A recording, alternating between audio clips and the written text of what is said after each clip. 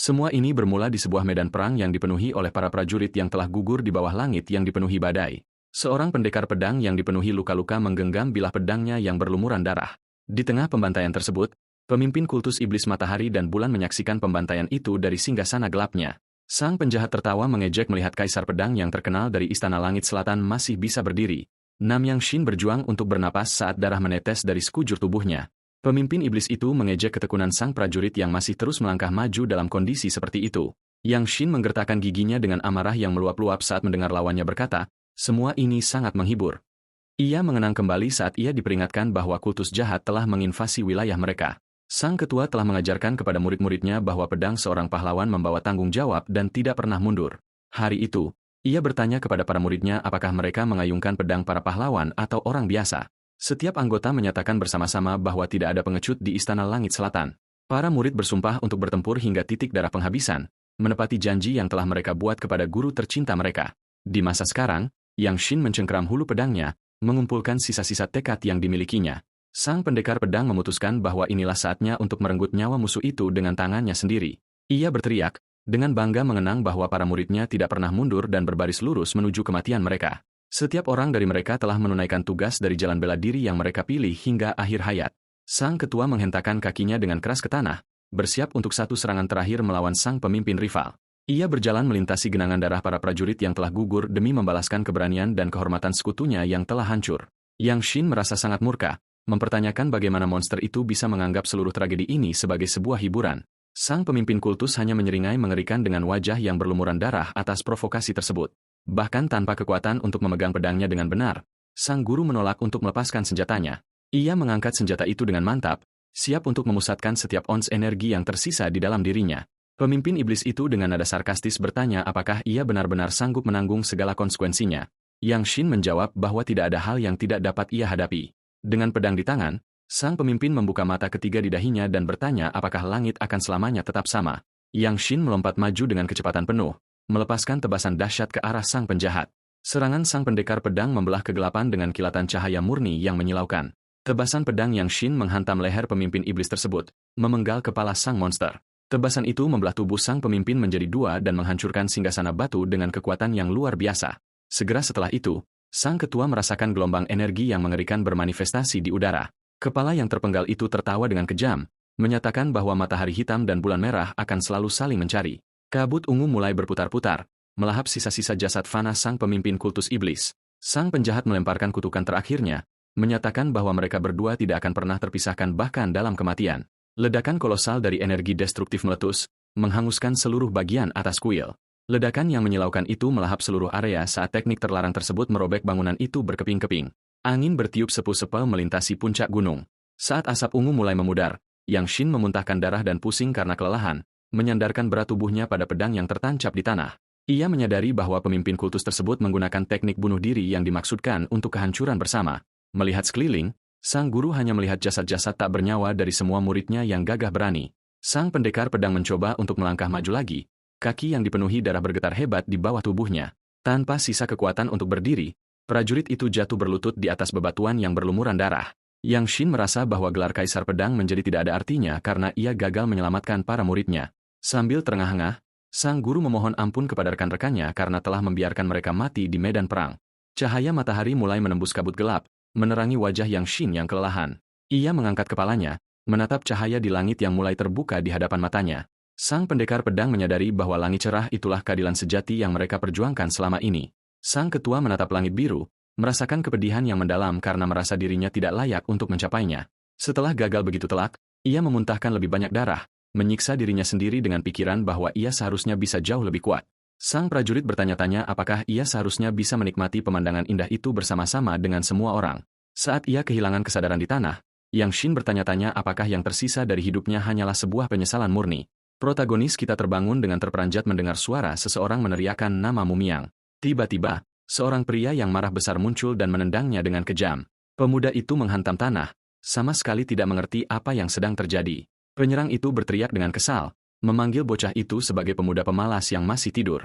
Pemuda itu tampak sangat bingung saat ia melihat sekeliling dan menyadari bahwa lingkungannya telah berubah. Sebelum ia sempat memproses apa yang sedang terjadi, ia menerima hantaman langsung lainnya. Si pengganggu terus memukulinya, mengeluh bahwa ia telah menampung seorang anak yatim piatu dengan meridian yang hancur. Sambil melindungi wajahnya, sang protagonis teringat bahwa ia jelas-jelas tewas di medan perang.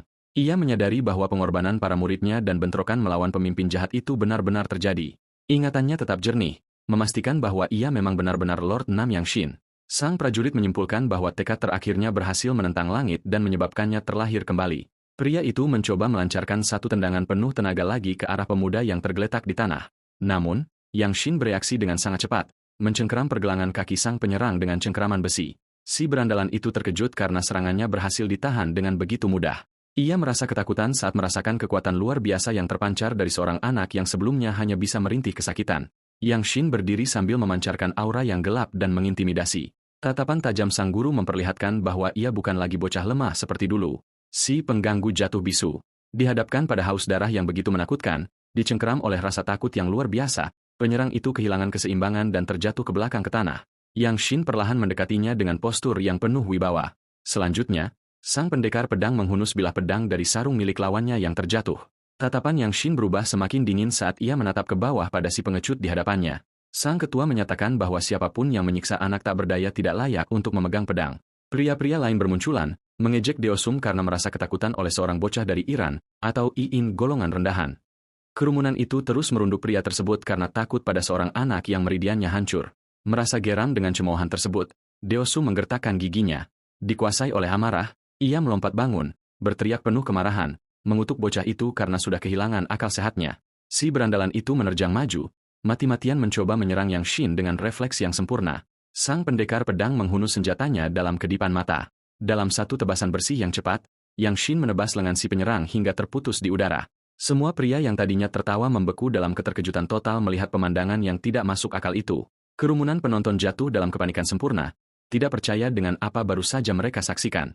Deosum tersungkur, mencengkeram lengan buntungnya, dan mulai menjerit dalam penderitaan yang luar biasa. Dengan ketenangan yang dingin, Yang Shin memerintahkan pria itu untuk mendongak. Pria berlumuran darah itu bersujud, bergetar hebat karena ketakutan. Deosum menangis putus asa saat ia menatap pemuda yang baru saja memutilasinya. Di mata si pengecut itu, sesosok bayangan raksasa dari kaisar pedang legendaris tampak membayangi di belakang sang bocah.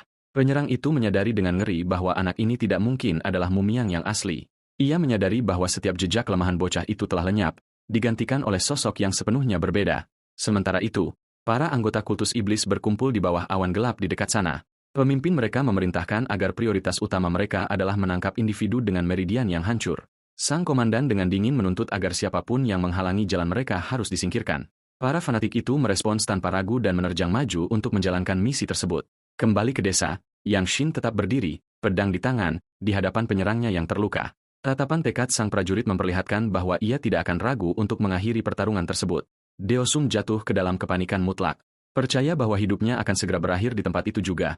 Pria itu menempelkan dahinya ke tanah dan mulai terisak, memohon ampun. Dengan putus asa, ia merogoh pakaiannya dan mengeluarkan sebuah kantong yang penuh dengan koin.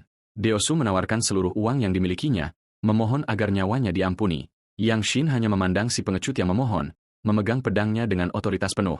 Yang Shin menolak permohonan maaf tersebut dan menyatakan bahwa ia tahu persis bagaimana karakter asli pria itu.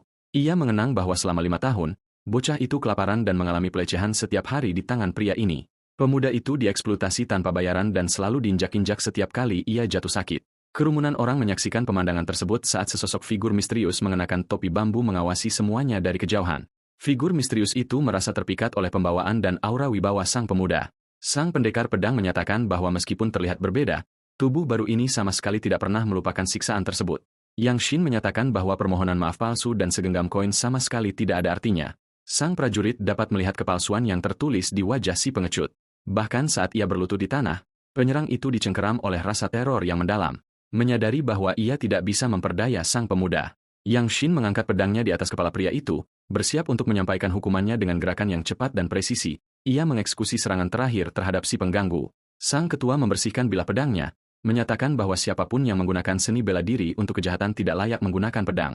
Orang di balik topi bambu tersebut membelalakan matanya. Sangat terheran-heran dengan apa yang baru saja ia dengar, ia mengenali kata-kata tersebut sebagai moto suci dari kelompoknya. Ia merasa bingung bagaimana mungkin bocah itu bisa mengetahuinya. Yang Shin menyarungkan senjatanya dan dengan tenang mulai berjalan pergi dari tempat kejadian. Ia berjalan di bawah langit yang cerah, merenungkan takdirnya di dalam tubuh baru ini. Sang pendekar pedang bertanya-tanya apa yang harus ia lakukan sekarang, tanpa memiliki sekutu di tempat yang asing ini. Tiba-tiba, teriakan putus asa meminta tolong menggema ke seluruh desa, menarik perhatian sang prajurit. Seorang penduduk desa berlari dengan panik menuju pintu masuk desa. Pria itu memohon pertolongan, suaranya bergetar karena rasa takut yang teramat sangat. Tepat di belakangnya, seorang prajurit bertopeng muncul, menyerang pria tersebut tanpa sedikit pun rasa ampun. Menyaksikan kepengecutan tersebut, Yang Shin merasa sangat murka dan mengatupkan giginya. Para penduduk desa jatuh dalam kepanikan total dan mulai berlari menyelamatkan nyawa mereka. Para penyusup bersubah gelap mengerumuni area tersebut, menyebarkan teror. Simbol yang disulam pada jubah mereka memperlihatkan lambang matahari hitam dan bulan merah yang saling tumpang tindih. Yang Shin langsung mengenali lambang kultus iblis yang sangat ditakuti. Ia merasakan kehadiran energi jahat yang memuakkan memancar dari para pembunuh tersebut. Sang Lord tidak percaya bahwa kultus jahat itu berhasil selamat dari pengorbanan istana miliknya. Para anggota kultus mulai membantai orang-orang tak berdosa untuk menutup seluruh area perimeter. Salah satu anggota kultus memerintahkan agar semua jalan keluar diblokir demi mencari orang yang memiliki meridian rusak. Yang Shin menyadari bahwa mereka sedang mengincar dirinya dan merasa geram atas pembantaian orang-orang tak berdosa tersebut. Pendekar pedang itu menolak untuk saja berdiri diam dan menonton pembantaian yang sedang terjadi. Ia sangat tahu bahwa monster-monster haus darah ini harus dibasmi. Yang Shin menerobos kerumunan orang yang sedang melarikan diri, bertekad untuk memusnahkan para penyusup. Pemuda-pemuda lain mencoba menariknya kembali, dengan putus asa memperingatkan bahwa ia akan mati jika pergi ke sana. Sang Lord terus melangkah maju dengan mantap, mengabaikan peringatan bahaya tersebut.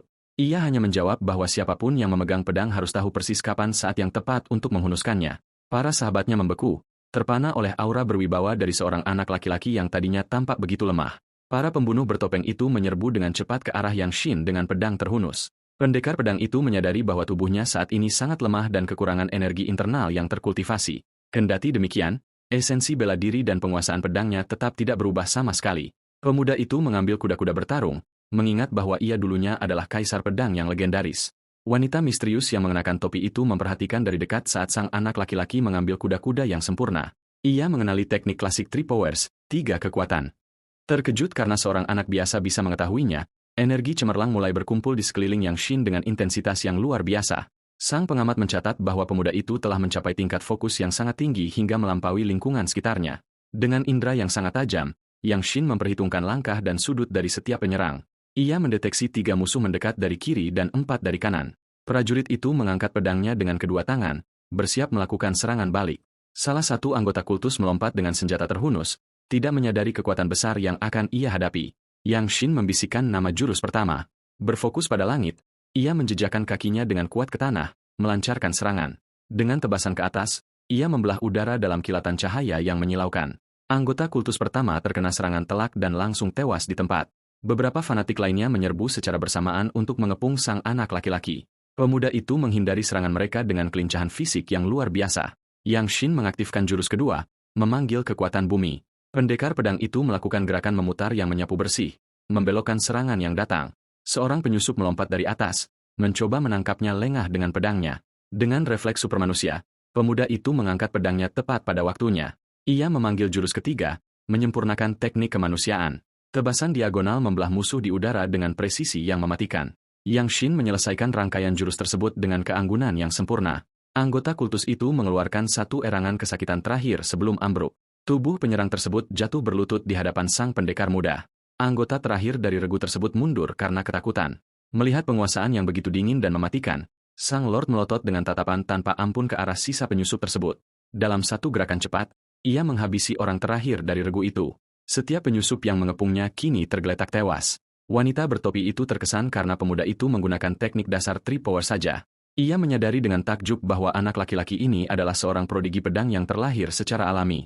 Tiba-tiba, Yang Shin merasakan kehadiran mencurigakan lainnya di dekatnya. Sekelompok prajurit elit tampak mengawasi dari atas atap. Sang protagonis menyadari masih ada musuh yang harus dihadapi. Sang kapten bertopeng terkejut melihat regu awalnya musnah sepenuhnya. Yang Shin menyiapkan pedangnya, bersiap menghadapi pertarungan berikutnya. Tiba-tiba, pendekar pedang itu merasakan sakit yang tajam dan menusuk di dadanya, membuat pemuda itu jatuh berlutut ke tanah. Diliputi oleh penderitaan yang luar biasa, ia teringat bahwa tubuh yang rapuh ini menderita penyumbatan meridian. Dicengkeram oleh serangan mendadak tersebut, sang prajurit mulai menduga sifat asli dari gejala yang dideritanya. Tak berdaya di atas tanah, ia menjadi target yang mudah di tengah desa. Kapten musuh mengenali anak laki-laki tersebut sebagai pembawa meridian Ninyin yang langka. Pemimpin bertopeng itu segera memerintahkan anak buahnya untuk menangkap bocah itu hidup-hidup. 3 pembunuh melompat dari atap, meluncur lurus ke arah Yang Shin. Sang Lord berjuang keras untuk mengangkat pedangnya. Bahkan saat rasa sakit melumpuhkan tubuhnya, petir biru merobek langit, menyambar para penyerang di udara. Yang Shin terkejut menyaksikan kilatan petir biru tersebut. Wanita bertopi itu mengungkapkan dirinya di atas atap, berderak dengan aliran listrik. Prajurit misterius itu menatap ke bawah ke arah para musuh dengan ekspresi tenang. Kapten Kultus mengenali master terkenal dari Azure Sky Society. Pria itu membawa peluit ke bibirnya untuk memperingatkan bala bantuan tentang penyusupan tersebut. Sang pendekar wanita melotot ke arah para kultus, siap membasmi pasukan musuh. Sang kapten memerintahkan anak buahnya untuk mengulur waktu sementara ia mencoba fokus pada tujuannya. Beberapa bawahan melompat bersamaan, berusaha merobohkan wanita bertopi tersebut. Ia menghunus pedangnya, yang bermandi energi petir yang berderak. Mata prajurit itu memancarkan energi murni melalui kerudung topinya. Dengan kecepatan yang mengerikan, ia menebas musuh-musuh dalam serangan yang penuh aliran listrik. Wanita itu dengan anggun melompat dari atap menuju tanah desa. Ia mendarat dengan lembut, menciptakan kepulan angin debu yang tipis. Yang Shin membelalakan matanya, memperhatikan dengan seksama saat master perkasa itu berdiri di hadapannya. Para kultus hancur berkeping-keping oleh petir biru sang pendekar wanita. Yang Shin langsung mengenali langkah tanpa batas, teknik gerak kaki dari sekte lamanya. Ia bingung melihat seorang orang asing menguasai teknik gerak kaki legendaris dari Istana Surgawi Selatan. Tiba-tiba, seorang prajurit bayangan menyelinap di belakang pemuda yang rentan itu. Penyerang tersebut mengulurkan tangan dengan energi gelap, bersiap menculik bocah itu. Diliputi rasa sakit yang tajam di dadanya, Yang Shin tidak dapat bereaksi tepat waktu terhadap serangan kejut tersebut. Dalam sekejap mata, master bertopi jerami itu membelah udara, turun dengan kecepatan kilat. Ia dengan bersih memotong lengan penyerang tersebut sebelum sempat menyentuh sang bocah. Sang pembunuh terkejut dalam keheningan akibat kecepatan wanita itu yang mengerikan. Dengan sambaran petir maut lainnya, ia menghabisi musuh tersebut sebelum sempat bereaksi. Ia memperingatkan mereka untuk menjauhkan tangan kotor mereka, menyatakan bahwa ia cukup menyukai pemuda tersebut. Yang Shin terus gemetar hebat saat krisis internalnya menguras sisa-sisa energinya. Penglihatannya berputar dan kesadarannya dengan cepat mulai memudar. Pendekar pedang itu jatuh ke depan, ditangkap dengan lembut dalam pelukan sang wanita. Membawa pemuda yang tidak sadarkan diri itu, ia merenungkan apa yang bisa ia lakukan untuk membantunya. Kegelapan singkat menyelimuti pikiran Yang Shin saat ia terlelap dalam istirahat. Perlahan, prajurit itu membuka matanya dan mulai mendapatkan kembali indranya. Ia duduk dengan tersentak, merasakan sedikit kedutan di dadanya. Wanita bertopi jerami itu bertanya apakah ia sudah bangun, dan Yang Shin memandangnya dengan waspada. Wanita itu melemparkan senyum hangat dari balik kerudung yang menutupi wajahnya. Keduanya mendapati diri mereka sendirian dan aman di dalam sebuah ruangan yang tenang. Yang Shin merenungkan bagaimana wanita itu bisa menguasai Boundless Steps tanpa berlatih gaya bela diri sektenya. Wanita itu menjelaskan bahwa ia berhasil menekan energi dingin yang terjebak di meridiannya yang tersumbat. Sang Lord muda merasa kondisi itu aneh, mengetahui bahwa meridian tersumbat Niniin biasanya hanya terjadi pada wanita. Ia kagum betapa hampir tidak mungkin untuk menstabilkan energi pembeku yang separah itu. Berdasarkan suaranya, Yang Shin menyadari ia pasti seorang prodigi muda dengan tingkat kultivasi yang luar biasa. Pendekar wanita itu memutuskan untuk memperkenalkan dirinya secara layak kepada pemuda tersebut. Ia meraih topi jeraminya dan dengan tenang mulai melepasnya. Ia melepas topi itu, membiarkan rambut gelapnya yang panjang terurai bebas, memperingatkan wajahnya yang menawan, lalu dengan santai duduk di hadapan sang prajurit. Ia memperkenalkan dirinya sebagai Lee dari Blue Sky Society dan mengundangnya untuk pergi bersamanya. Lee menawarkan diri untuk mengangkatnya sebagai muridnya, sebagai upaya untuk menyembuhkan kondisi meridiannya yang langka.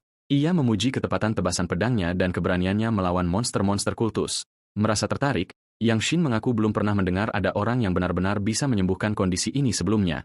Dengan senyum penuh percaya diri, Lee mengklaim ia memiliki solusi sempurna untuk masalahnya. Percikan petir biru mulai berderak cemerlang di ujung jari-jarinya. Ia mengungkapkan bahwa ia menguasai teknik pure yang murni yang mampu membakar dan membuka saluran-salurannya yang tersumbat. Yang Shin memahami bahwa mengatasi kondisi ini membutuhkan lebih dari sekadar mengkultivasi panas. Energi dingin menumpuk begitu cepat sehingga ketidakseimbangan sedikit saja dapat dengan mudah membawanya ke kuburan lebih awal. Lee menjelaskan bahwa karena ia seorang pria, menggabungkan yang bawaannya dengan ramuan khusus akan meningkatkan peluang mereka secara signifikan.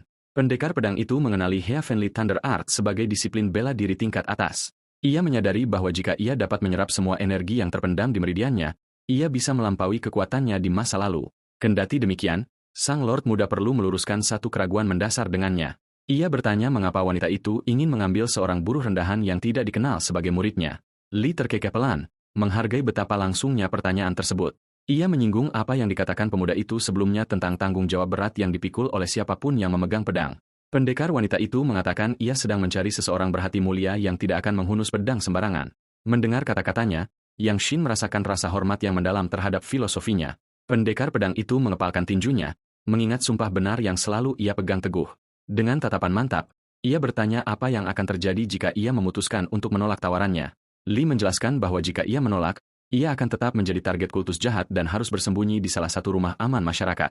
Yang Shin menganggap semua usaha itu mencurigakan dan bertanya mengapa wanita itu tidak langsung melenyapkannya untuk menghindari masalah di masa depan. Pendekar wanita itu menjawab bahwa berbuat demikian akan membuat mereka tidak ada bedanya dengan para iblis, dan bahwa tugasnya adalah melindungi mereka yang membutuhkan. Pemuda itu menunjukkan kebiasaan dunia yang mengorbankan segelintir orang demi kebaikan yang lebih besar, dan Li mengakui bahwa hampir semua orang bertindak seperti itu.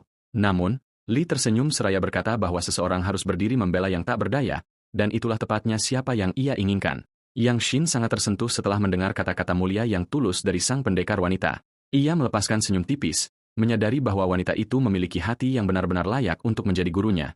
Membuat Seiha terkejut, pemuda itu membungkuk dengan hikmat di atas ranjang. Ia meminta maaf karena sempat meragukan niat baiknya dan curiga terhadap tawaran yang begitu dermawan. Wanita itu tersenyum hangat dan bertanya apakah ia sudah membulatkan tekadnya dengan binar ketegasan di matanya.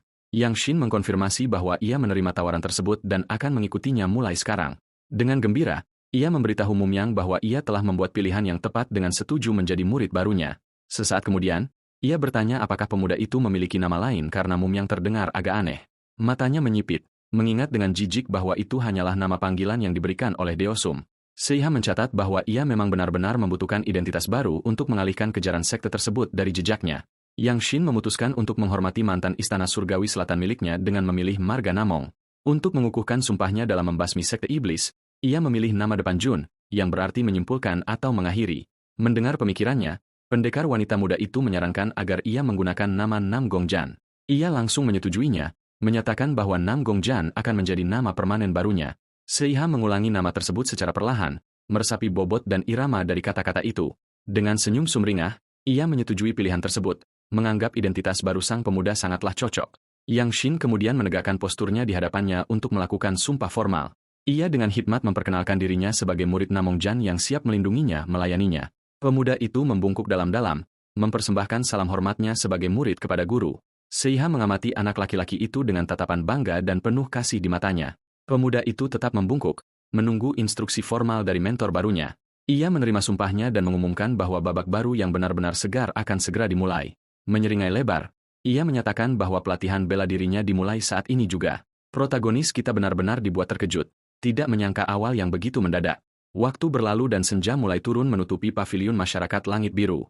Pendekar wanita itu meletakkan buku panduan di atas meja dan menjelaskan bahwa fondasi seni bela diri dimulai dari nyanyian mantra pernapasan, pneumonic chant. Dengan antusias, ia bertanya apakah mereka harus langsung mempelajari teknik seni sejati petir surgawi. Saat malam tiba di luar, keduanya tetap fokus mendalami teknik tersebut. Seiha menepak meja dengan penuh semangat sambil menyajikan inti rahasia dari seni tertinggi itu. Ia menggaruk kepalanya dengan canggung, mengklarifikasi bahwa marganya adalah Nam Gang, bukan hanya Nam. Wanita itu mulai membalik halaman demi halaman sambil menjelaskan konsep inti untuk membantunya belajar. Yang Shin mendengarkan dengan penuh perhatian dan mengakui bimbingannya dengan hormat. Menilai pencapaian bela diri Seiha, ia menyadari bahwa wanita itu adalah seorang jenius yang hanya lahir sekali dalam seabad. Ia berpikir bakatnya bahkan menyaingi bakatnya sendiri dari kehidupan masa lalunya. Ketika Seiha meminta pendapatnya tentang sirkulasi energi, Yang Shin menyarankan agar energi didorong dengan kuat melalui titik ujung daripada sekadar membiarkannya mengalir begitu saja. Seiha sangat tercengang dengan kecerdasan tajam muridnya. Memahami segalanya pada percobaan pertama, ia merasa seperti sedang berbicara dengan seorang guru yang memiliki kedudukan yang setara dengannya, atau bahkan lebih hebat lagi. Malam berlalu begitu cepat sementara keduanya tetap tenggelam dalam pelajaran seni bela diri mereka.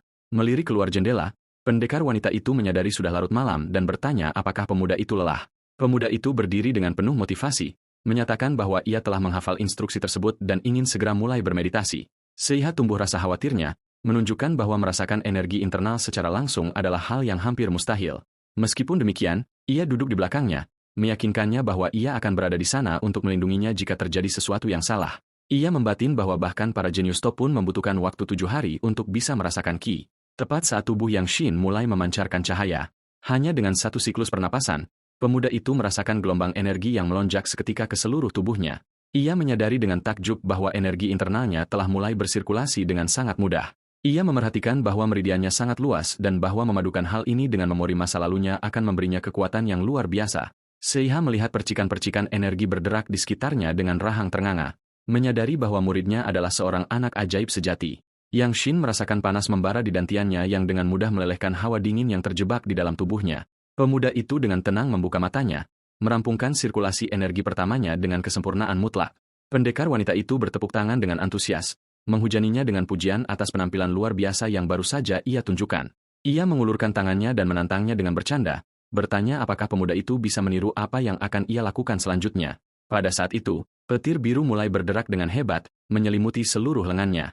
Ia bertanya apakah pemuda itu bisa menirunya. Sementara itu, Yang Shin mengingat aturan untuk tidak pernah mengungkapkan kekuatan penuh seseorang di dunia persilatan, namun ia memutuskan untuk tidak menyembunyikan apapun dari gurunya, lalu memunculkan percikan listrik di ujung jarinya.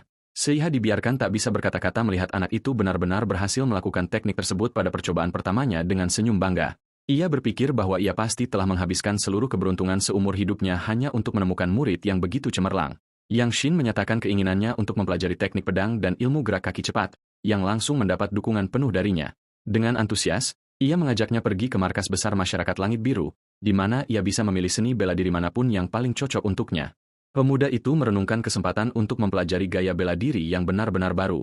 Ia mengenang pembantaian di istana lamanya dan menyimpulkan bahwa sekadar meniru masa lalu hanya akan membuat tragedi terulang kembali. Bertekad untuk mengubah takdir, ia mengepalkan tinjunya, bersumpah untuk menciptakan seni bela diri yang jauh lebih unggul daripada seni bela diri di kehidupan masa lalunya. Dengan tujuan tersebut di dalam benaknya, keduanya berangkat bersama menyusuri jalan tanah, berjalan berdampingan melintasi pegunungan. Seiha mulai menjelaskan sejarah sejati organisasinya. Ia menjelaskan bahwa masyarakat Langit Biru adalah aliansi yang dibentuk oleh para penyintas dari klan-klan yang dibantai oleh sekte iblis. Yang Shin mempertanyakan nilai-nilai inti faksi tersebut, mengingat pilar utamanya adalah kebenaran dan perbuatan kepahlawanan.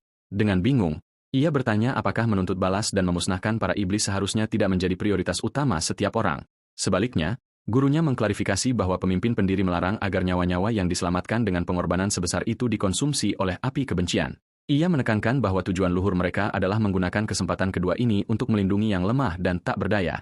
Bagi sekte tersebut, kehormatan dan sikap kesatria harus selalu mendominasi di atas segala nafsu buta untuk balas dendam. Seiha menjelaskan bahwa perpustakaan mereka melestarikan seni bela diri dari sekte-sekte yang telah musnah. Disertai dengan sumbangan dari para anggota, ia menghentikan langkahnya, dengan sedih mengungkapkan bahwa klannya sendiri juga dimusnahkan oleh sekte iblis. Ia menundukkan kepalanya di bawah topi jerami, memperlihatkan kesedihan mendalam yang ia bawa di dalam hatinya. Pendekar wanita itu mengatakan bahwa gaya bertarungnya memadukan seni keluarganya dengan manual pilihan dari perpustakaan sekte. Yang Shin mengatupkan kedua tangannya, akhirnya memahami bagaimana teknik mantan istana lamanya bisa berakhir di arsip masyarakat tersebut. Ia merenungkan 200 tahun yang telah berlalu sejak istana lamanya runtuh dan arti penting dari aliansi saat ini. Merasakan beban kenangan itu, ia dengan tulus meminta maaf karena telah membuatnya mengangkat topik yang begitu menyakitkan. Menepis emosinya, ia terkekeh ringan, mengklaim bahwa ia telah menunjukkan kelemahan dan mempercepat langkahnya agar cepat sampai. Ia bertanya apakah pemuda itu tahu tentang 4 keajaiban Gunung Huang dan sangat terkesan dengan pengetahuannya. Ia mengungkapkan bahwa markas besar masyarakat Langit Biru tersembunyi sepenuhnya di antara keajaiban alam pegunungan. Sang guru memperingatkan bahwa mereka melangkah ke dalam formasi ilusi dan menyuruhnya mengikuti langkah kakinya secara tepat. Yang Shin tertegun saat kabut menyingkir, menyingkap sebuah kompleks megah di depan. Ia terkejut menyadari bahwa sekte tersebut dibangun tepat di tempat bekas istana surgawi selatan miliknya pernah berdiri. Para penjaga membungkuk dengan hormat menyambut Seiha sebagai master yang dihormati di aula pedang surgawi. Ia menyebutkan bahwa semua orang mengenakan topi jerami di luar sekte untuk menyamar. Saat ditanya alasannya, keduanya menaiki tangga yang megah bersama-sama menuju ke kuartal bagian dalam pavilion. Penatua Yun Qiangjang mendekati mereka dan bertanya apakah ini anak muda berbakat yang ia sebutkan. Seiha menarik anak itu ke depan dengan antusias, dengan bangga mengonfirmasi bahwa ia sekarang adalah murid barunya. Penguasa pecahan tinta itu mengamati anak laki-laki itu, mencatat bahwa Seiha pasti sangat menyukainya hingga mau menerimanya. Penatua tersebut menjelaskan bahwa ia akan membebaskan ujian standar atas rekomendasinya, menyisakan evaluasi tempur bela diri saja. Melangkah ke dalam pembicaraan, Yang Shin maju ke depan, dengan percaya diri menyatakan bahwa ia siap untuk ujian tersebut sekarang. Seiha terkejut dan mengingatkannya bahwa ia baru saja mulai berlatih, namun ia meyakinkannya bahwa ia sudah menguasai teknik sejati muda tersebut. Penatua itu merasa sikap berani pemuda itu menarik dan memutuskan untuk menguji tekad sang pemula. Ia memanggil seorang prajurit berpengalaman, menginstruksikan Yang Shin untuk mencoba menangkis setidaknya satu serangan dari lawannya. Murid Kang Mong berjalan menuruni tangga dengan hikmat memperkenalkan dirinya kepada pendatang baru tersebut. Yang Shin melihat tangan kosongnya dan bertanya kepada gurunya apa yang harus ia lakukan karena ia tidak memiliki pedang. Seiha menyerahkan pedangnya sendiri kepada Yang Shin, memperingatkan bahwa bilah biasa tidak akan mampu menahan benturan dari serangan Kang Mong. Ia menerima senjata itu dengan hormat menggunakan kedua tangan pada sarungnya, berterima kasih kepada gurunya atas kepercayaannya. Kang Mong mencabut pedangnya, menyuruh anak itu untuk tidak gegabah dan fokus saja menghindari serangan jika ia ingin tetap hidup. Prajurit itu mengunci pandangannya dengan tatapan tajam dan kejam, mengumpulkan niat membunuhnya sebelum menerjang maju. Ia meluncurkan serangan dahsyat, menyerbu langsung ke arah anak itu dengan tebasan berat dari atas. Lawannya melompat secara agresif, melancarkan tebasan kuat dengan bilahnya. Datang tepat dari atas, Yang Shin mencabut pedangnya dengan ketenangan tingkat tinggi, bersiap menyambut terjangan tersebut pada waktu yang tepat. Pemuda itu menangkis serangan tersebut dengan ketegasan mutlak, mencatat kekuatan solid di balik serangan lawannya. Menepis bilah itu dengan penuh penguasaan, ia mengarahkan kembali kekuatan serangan tersebut tanpa mengalami sedikit pun goresan. Dengan gerakan menghindar yang sempurna, ia berputar ke arah punggung prajurit itu, menghancurkan pertahanannya sepenuhnya. Kang Mong tertegun menyadari serangan terkuatnya berhasil dipantulkan dengan kemudahan yang luar biasa. Dalam kedipan mata, Yang Shin melompat dan meluncurkan serangan balasan ke bawah yang identik tepat ke arah musuhnya. Prajurit itu dengan panik menangkis, ngeri melihat sang pemula menirukan teknik persis miliknya dengan sempurna. Benturan tersebut membuat Kang Mong terseret mundur sementara protagonis kita mendarat dengan anggun di tanah. Lawannya menggenggam gagang senjatanya erat-erat, menggertakkan giginya menahan gelombang kejutan hebat yang merambat ke seluruh lengannya. Ia menatap tubuh pemuda yang ramping itu, tidak mampu memahami bagaimana seseorang dengan fisik seperti itu dapat menghasilkan kekuatan mentah yang begitu besar. Prajurit itu menyadari bahwa kekuatan yang begitu luar biasa tidak akan pernah bisa datang dari kekuatan fisik semata. Ia berdiri terpaku, menyadari bocah itu baru saja mengeluarkan ilmu pedang yang murni. Kai melihat dengan sorak-sorak dan tepuk tangan penuh semangat, menyaksikan muridnya tidak hanya berhasil menangkis serangan tersebut, tetapi juga langsung melakukan serangan balik. Kang Mong menatap tak percaya, teringat bahwa bocah itu baru saja mempelajari metode kultivasi dasar. Elder Yun Kongjong menunduk dan melihat bekas gesekan dari kaki Kang Mong yang terdorong ke belakang. Ia hampir tidak percaya seorang pendekar veteran dipukul mundur oleh seseorang yang berada di peringkat 1 awan. Master tinta tersebut menyimpulkan bahwa masa depan perkumpulan aman di tangan talenta luar biasa yang ada di barisan mereka. Kang Mong dan Chi terkejut melihat kepala departemen sendiri berjalan menuruni tangga secara langsung. Sang elder berpikir pemimpin tertinggi akan langsung mengangkat bocah itu sebagai murid angkat di tempat, sementara Chi cemas memikirkan kemungkinan kehilangan murid barunya itu. Berhenti di hadapan sang bocah, Yun Kongjong menanyakan namanya dan dengan bangga ia menjawab bahwa dirinya adalah Nam Gongjang. Sang master menepuk bahunya dan secara resmi mendeklarasikan bahwa mulai hari ini, ia adalah anggota 1 awan dari sekte tersebut. Ia melihat Habims dengan hangat, mengatakan bahwa dirinya berharap dapat melihat bocah itu mencapai 4 awan dalam waktu singkat. Kang Mong merogoh jubahnya dan mulai menjelaskan cara kerja sistem peringkat awan perkumpulan tersebut. Ia menyerahkan medali, dengan rendah hati mengakui bahwa ia mendapat pelajaran berharga dari pertarungan mereka. Yang Shin mengagumi keanggunan dan kebesaran hati sang penguji dalam menerima kekalahan tanpa secercah rasa kebencian pun. Pemuda itu menyarungkan pedangnya dan membungkuk dengan penuh hormat sebagai tanda terima kasih atas ujian tersebut. Chi bertanya apakah muridnya sekarang diizinkan untuk memasuki perpustakaan, dan sang elder mengonfirmasi bahwa ia diizinkan. Tanpa membuang waktu, ia meraih lengan Nam Gongjang dan dengan penuh semangat menyeretnya menuju arsip. Saat ia menyeretnya melintasi halaman, kedua pria itu mengawasi, yakin bahwa bocah ini akan tumbuh menjadi seorang tokoh besar. Mereka berdua sepakat untuk memberikan segala dukungan yang ia butuhkan. Sementara gurunya mengawasi pelatihannya, tertinggal sendirian di tangga, Kang Mong menatap tangannya yang gemetar, masih terkejut oleh keahlian Nam Gongjang. Jari-jarinya terasa kesemutan saat ia berjuang untuk memahami bagaimana seorang pemula dapat mengeksekusi tebasan yang begitu luar biasa. Menarik perhatian Kongjong, pendekar itu dengan gugup menyarankan agar mereka melihat lebih dekat pedang yang digunakan dalam duel tersebut. Saat memeriksa bilah baja itu, ia menemukan retakan yang dalam akibat serangan sang bocah. Sementara itu, keduanya tiba di paviliun perenungan diri yang monumental, tempat gulungan suci sekte disimpan. Yang Shin kagum dengan skala tempat tersebut yang sangat besar, membandingkannya dengan arsip istananya di masa lalu. Ia merenungkan bahwa sebagian besar sekte besar secara ketat melarang pemula mengakses manual rahasia mereka. Chi menjelaskan bahwa mereka tidak memberlakukan pembatasan yang keras agar semua orang dapat tumbuh kuat dan bertarung melawan sekte iblis. Ia menarik sebuah buku dari rak, menjelaskan bahwa akses ditentukan semata-mata oleh peringkat awan seorang seniman bela diri. Pemuda itu menyadari bahwa mereka telah menggantikan batasan sewenang-wenang dengan meritokrasi, dan Chi mengonfirmasi bahwa peringkat yang lebih rendah hanya memiliki batasan bacaan. Yang Shin memahami bahwa nama pavilion tersebut berfungsi untuk mengingatkan semua orang agar merenungkan apakah mereka benar-benar layak atas pengetahuan tersebut.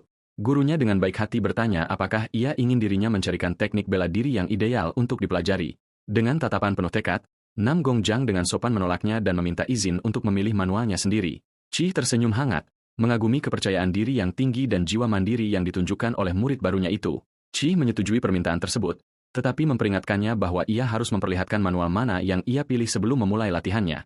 Waktu berlalu begitu cepat saat matahari terbenam, melemparkan rona kemerahan di atas atap-atap gedung sekte. Di dalam arsip, pemuda itu menumpuk puluhan buku di lantai sementara pustakawan mengawasi dari mejanya. Petugas itu menjadi cemas, teringat bahwa sang master telah memintanya untuk memandu bocah itu jika ia tersesat. Sesaat sebelumnya, Chi telah mengucapkan selamat tinggal dengan terburu-buru, menyebutkan bahwa ia memiliki urusan mendesak yang harus diselesaikan di tempat lain. Namun, melihat keadaan perpustakaan, anggota staf itu tidak dapat memastikan apakah ini hal yang normal atau apakah sang pendatang baru benar-benar tersesat. Manual rahasia lainnya dilemparkan ke atas tumpukan, menambah kekacauan besar di lantai. Yang Shin membalik halaman-halaman buku dengan kecepatan yang tidak masuk akal, membuat pria itu meragukan apakah ia benar-benar membaca. Melihat bocah itu membuang satu buku lagi, pustakawan tersebut merasa kesal, mengira ia hanya membuat masalah. Ia bangkit, bersiap menggunakan pedang kayu untuk mendisiplinkan anggota satu awan tersebut. Namun, sebelum ia sempat mendekat, Yang Shin meraih pedang latihan dari rak dinding. Pemuda itu mengambil kuda-kuda yang kokoh, membuat sang petugas benar-benar terkejut. Dalam sekejap mata, bocah itu mengeksekusi gerakan pedang yang begitu cepat dan cair hingga berubah menjadi bayangan kabur. Mata sang pustakawan terbelalak kaget saat ia mengenali eksekusi sempurna dari teknik legendaris tersebut. Ia menyadari bahwa semua manual yang dibuang mengajarkan teknik tingkat lanjut yang berfokus pada tebasan secepat kilat. Yang Shin menyalurkan energi ke dalam pedang kayu tersebut, melepaskan aura bercahaya yang menerangi seluruh aula. Hembusan angin dan cahaya yang memukau merobek lantai, membuat petugas itu ketakutan. Kekuatan gelombang kejut yang luar biasa itu mengguncang kuas dan gulungan di atas meja. Pria itu menelan ludah, kehabisan napas menyaksikan kedahsyatan serangan yang baru saja ia saksikan. Serangan cepat itu terasa seperti sambaran petir bersih yang merobek udara saat Yang Shin menurunkan pedangnya. Tiba-tiba, sebuah suara bernada mengintimidasi berbicara dari belakang pemuda itu, menuntut untuk mengetahui siapa sebenarnya dirinya. Yang Shin berbalik dengan rasa ingin tahu dan mendapati seorang pendekar berambut merah yang mengesankan berdiri di samping sang petugas. Pria misterius itu mengulangi pertanyaannya dengan nada serius, ingin tahu entitas seperti apa yang berdiri di hadapannya. Ia menatap tajam ke arah pemuda itu, kagum dengan bentuk bela diri luar biasa yang baru saja ia lihat. Protagonis merasakan kehadiran yang menyeramkan dan bertanya-tanya apakah energi yang terpancar dari pria itu adalah energi iblis. Ia langsung bersiaga tinggi, bingung bagaimana seorang praktisi iblis bisa menyusup ke jantung sekte. Kedua pendekar itu saling mengunci pandangan dalam keheningan sementara sang petugas gemetar ketakutan di tengah perpustakaan. Yang Shin menganalisis situasi tersebut, mencoba mencari tahu dari mana sosok berbahaya ini berasal. Dalam kepanikan, petugas itu mencoba melerai, menjelaskan bahwa bocah itu hanyalah anggota rekrutan baru perkumpulan. Pendekar tersebut menyingkirkan sang petugas, memperingatkan lencana 4 awan hitam di jubahnya. Dengan senyum penuh intrik, ia bertanya gaya pedang apa itu karena ia belum pernah melihatnya di arsip. Tidak merasakan permusuhan dari pria itu, Yang Shin mengungkapkan bahwa ia menciptakan sendiri seni bela diri ini. Pendekar veteran itu berjalan menuruni tangga, menyadari bahwa bocah itu berbicara dengan ketulusan dan keyakinan penuh. Menemukan keseluruhan hal itu sangat menarik, ia menantang duel dan menjanjikan hadiah yang murah hati jika ia merasa puas. Petugas itu panik dan berteriak bahwa bocah itu hanyalah pendatang baru yang hampir tidak tahu dasar-dasar kultivasi. Pendekar itu menyuruh anggota staf tersebut untuk diam dan menonton. Sementara sang pustakawan berdoa agar Chi segera kembali, sambil mencengkeram senjata latihan, Yang Shin menerima tantangan tersebut dan menuntut sebuah pil obat sebagai hadiahnya. Pria itu menyukai sikap berani sang bocah dan menghunus pedangnya, siap untuk pertarungan. Ia memperingatkan bahwa ia akan bertarung tanpa energi internal untuk meratakan peluang, dan menyuruh bocah itu datang menyerangnya dengan sekuat tenaga. Dengan tatapan tenang, Yang Shin dengan nada bercanda membalas bahwa sang veteran boleh menggunakan energi jika ia membutuhkannya. Pendekar tersebut tertawa terbahak-bahak, menyebut bocah itu gila dan mengambil posisi bertarungnya. Dalam sekejap, pemuda itu menerobos masuk dengan kuda-kuda pertama, melepaskan kilatan cahaya pedang yang berbenturan dengan lawannya. Pendekar veteran itu menangkis serangan tersebut, tetapi terpana oleh beratnya dampak di balik hantaman itu, lalu mengeluarkan teriakan perang. Pendekar itu mendorong bilahnya ke atas untuk memecahkan tekanan sang bocah. Yang Shin melompat ke udara dengan keanggunan tanpa usaha, menghindari serangan balik dan memposisikan ulang dirinya dari atas. Ia mendarat dengan lincah, mempersiapkan serangan berikutnya saat ia menyalurkan aliran teknik tersebut. Pemuda itu menyesuaikan lintasan bilahnya, membelah alur serangan ke arah kuda-kuda atas. Menggabungkan esensi dari gaya 12 pedang, ia menaikkan tebasan itu ke tingkat yang sangat menghancurkan. Bocah itu melompat dan melancarkan satu tebasan tunggal yang terbelah menjadi 3 busur bercahaya di udara. Mata pendekar veteran itu terbelalak tak percaya pada kesempurnaan surrealis dari serangan yang mendekat. Sang veteran menangkis rentetan serangan itu dan menyadari dengan terkejut bahwa bocah itu menggunakan teknik yang sama persis seperti miliknya. Senyum liar mengembang di wajahnya saat ia menyadari bocah itu bahkan menambahkan variasi cemerlang pada gerakan-gerakan tersebut. Yang Shin merasa bahwa pedang biasa ini membantunya terhubung kembali dengan indera dan refleks dari kehidupan masa lalunya. Namun, ia menyadari tubuhnya yang rapuh dengan meridian yang robek tidak akan bertahan lama, yang berarti ia harus mengakhiri ini dengan cepat. Pemuda itu mempercepat serangannya, mengetahui bahwa ia harus jauh lebih cepat dan lebih presisi dalam setiap gerakan. Menyesuaikan kuda kadanya, ia melebarkan langkahnya beberapa inci untuk mendapatkan sudut yang sempurna, lalu memicu jurus ke-12, menghujamkan bilahnya dengan kekuatan dahsyat petir abadi. Ledakan besar cahaya biru meletus di tengah aula, merobek ruang secara hebat. Iblis pedang menangkis tebasan berlistrik tersebut, tersenyum kagum pada kedahsyatan dampak benturan itu. Pendekar tersebut berdengung karena kegirangan, menganggap benturan ini sebagai salah satu hal paling mendebarkan yang pernah ia saksikan. Yang Shin mencengkram gagang pedang dengan kedua tangan, mengerahkan seluruh niatnya ke dalam serangan berikutnya. Dengan mata yang bersinar, ia memasuki keadaan kejelasan mutlak dan fokus bela diri. Pemuda itu dapat melihat dengan jelas jalur persis yang harus dilalui pedangnya untuk menang. Ia memejamkan mata sejenak, menyelaraskan pernapasannya dengan esensi petir. Menyadari pedang telah menjadi petir yang ditempa, ia memutuskan untuk maju menyerbu bagaikan sambaran petir yang menghancurkan. Percikan api listrik yang intens sepenuhnya menyelimuti bilah kayu tersebut, membangun kekuatan monumental. Dengan mata menyala-nyala, Nam Gongjang menemukan jalur sempurna untuk melahirkan pukulan penentu. Bocah itu melesat ke depan dalam lonjakan eksplosif, meninggalkan jejak kecepatan murni di udara. Ia mengeksekusi jurus ke-13, menghantam rivalnya dengan benturan brutal dari satu sambaran petir.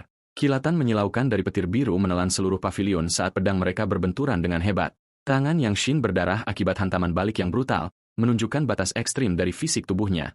Sang veteran menahan serangan tersebut dalam keterkejutan, diam-diam mengakui pada dirinya sendiri bahwa ia merasa benar-benar terancam oleh bocah itu. Ia menyadari bahwa ia terpaksa harus melepaskan energi internalnya sendiri secara insting demi menghindari kekalahan. Kedua pendekar itu berpisah, melangkah mundur menyeberangi halaman batu.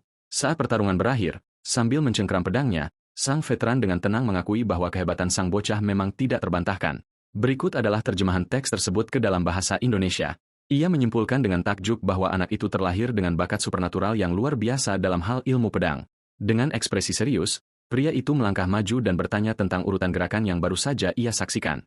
Ia memuji aliran seni bela diri yang begitu sempurna dan bertanya apakah teknik tersebut terdiri dari total 13 kuda-kuda, sementara sang pustakawan memperhatikan dengan cemas. Prajurit berambut merah itu meminta nama dari teknik luar biasa tersebut. Yang Shin mengangkat kepalanya dengan tenang dan mulai menyebutkan nama dari ciptaannya. Dengan bangga ia mengumumkan bahwa teknik itu dinamakan 13 kilatan sambaran petunjuk, 13 flash lightning strikes. Pustakawan itu berdiri terpaku, menyadari bahwa sang anak baru saja menciptakan teknik tingkat tinggi di tengah pertarungan. Ia memperkirakan ilmu tersebut setidaknya berada di peringkat 3 awan, sementara sang veteran menatap tajam ke arah pemuda itu. Iblis pedang tersenyum kagum dan mengundang Nangong Jun untuk bergabung dengan pavilion roda tinta, Ingwell Pavilion. Sang protagonis merasa bingung, tidak mengerti alasan dibalik undangan mendadak ke aula lain tersebut. Tepat pada saat itu, sesosok figur yang mengintimidasi menerobos masuk dengan penuh amarah, menuntut penjelasan tentang apa yang sebenarnya sedang terjadi. Lee masuk dalam balutan jubah ringannya dan menghadapi pria tersebut, bertanya apakah pavilionnya telah berubah menjadi tempat untuk membajak murid orang lain. Prajurit berambut merah itu tetap mempertahankan senyum usilnya, menjawab bahwa ia menyukai anak itu dan tidak melihat ada masalah dengan hal tersebut. Wanita muda itu menatap tajam saingannya, mendeklarasikan bahwa Nam Gongjun adalah muridnya dan menyuruh pria itu untuk menjauh. Ketegangan meningkat di antara kedua master tersebut, menciptakan bentrokan tak kasat mata berupa aura yang luar biasa di udara. Sang veteran memegang gagang senjatanya, mengabaikan peringatan tersebut, dan bertanya apakah wanita itu datang ke sana hanya untuk mencari ribut dengannya. Yang Shin dengan tenang maju, meminta kedua master untuk menghentikan pertengkaran itu seketika. Anak laki-laki itu mengejutkan semua orang dengan menyatakan dengan tenang bahwa ia akan menerima tawaran untuk pergi ke pavilion roda tinta. Lee melihat matanya membelalak tak percaya, tidak mampu memproses jawaban tak terduga dari muridnya itu. Anak itu menjelaskan bahwa ia hanya akan pergi pada waktu yang tepat untuk bertindak sebagai rekan sparring, latihan tanding, bagi sang veteran. Prajurit berambut merah itu menepuk jidatnya sendiri dengan tangan, tercengang oleh keberanian luar biasa dari rekrutan baru ini. Kemudian ia tertawa terbahak-bahak, terpesona oleh nyali murni dan keaslian sifat sang anak. Sang veteran mengakui bahwa Lee telah membawa seseorang yang sangat menarik, lalu berpesan kepada pemuda itu agar tidak terlalu lama untuk mengunjunginya.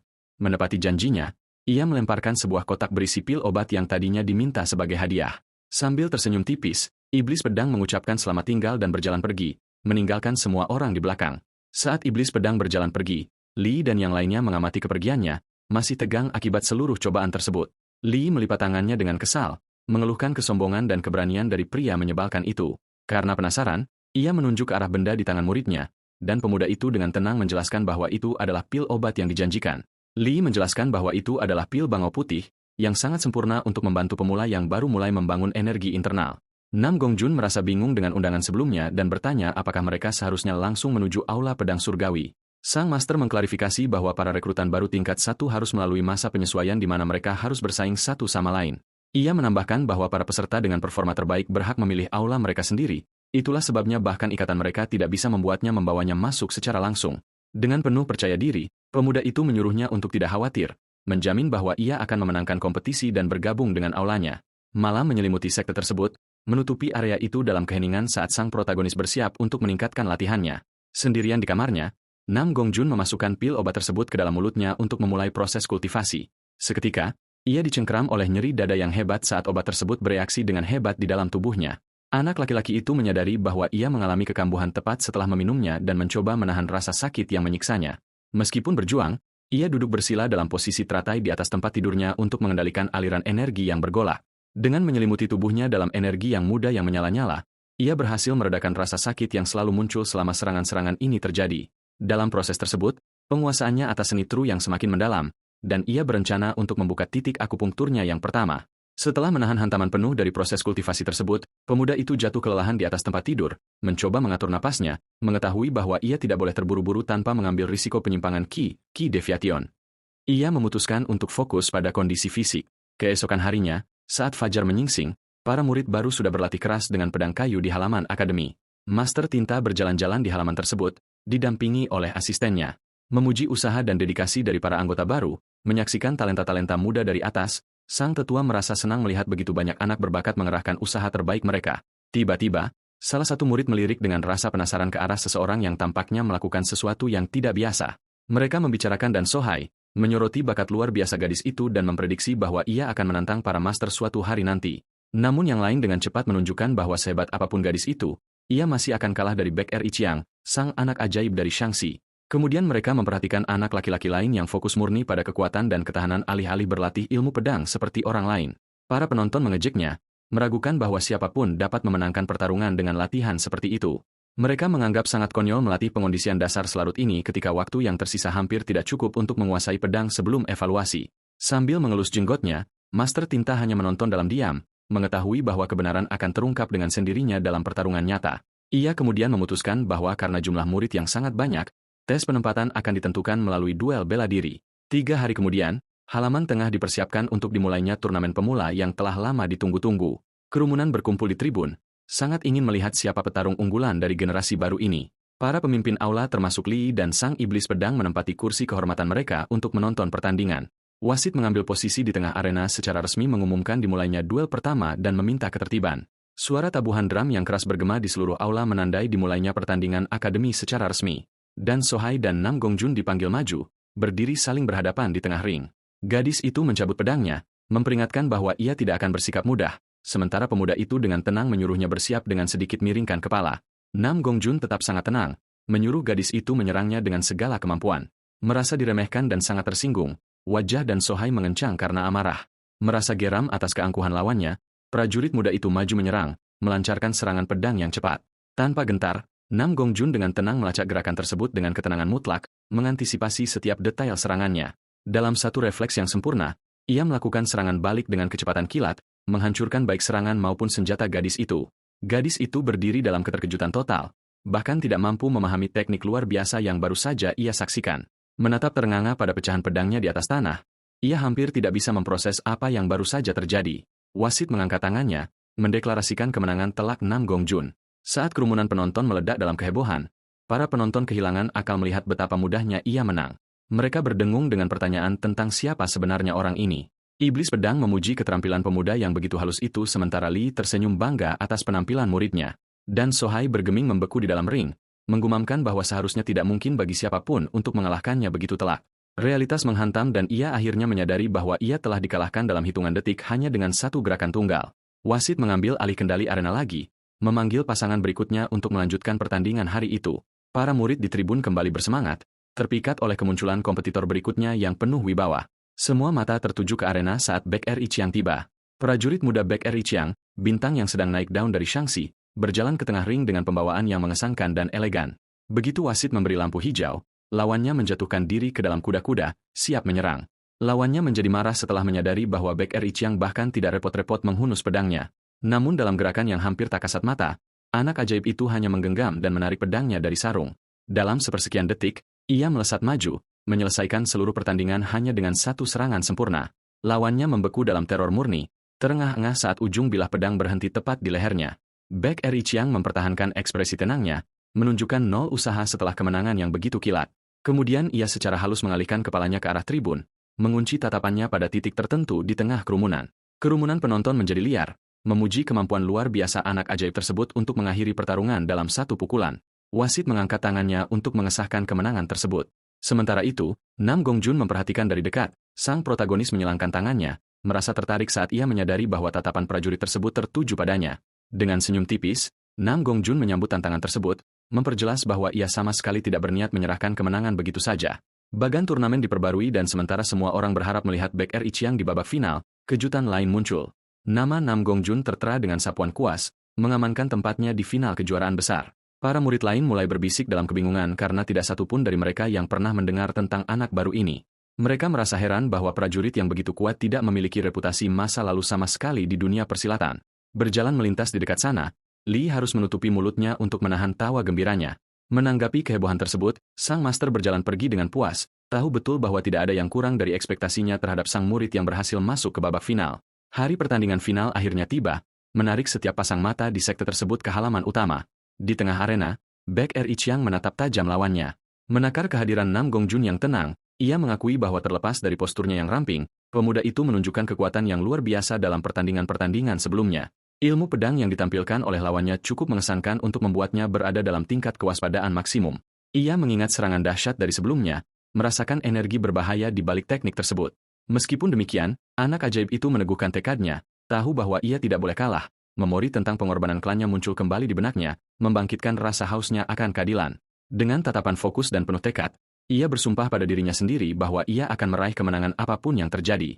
Sebuah suara yang berwibawa menggema di seluruh arena, bertanya apakah kedua kompetitor muda itu siap bertarung. Dan Jung, sang master dari pavilion Menara Besi, Iron Tower Pavilion, melangkah maju, mengumumkan bahwa ia akan bertindak sebagai wasit untuk babak final. Sang master memerintahkan keduanya untuk mengerahkan kemampuan terbaik agar tidak menyisakan penyesalan.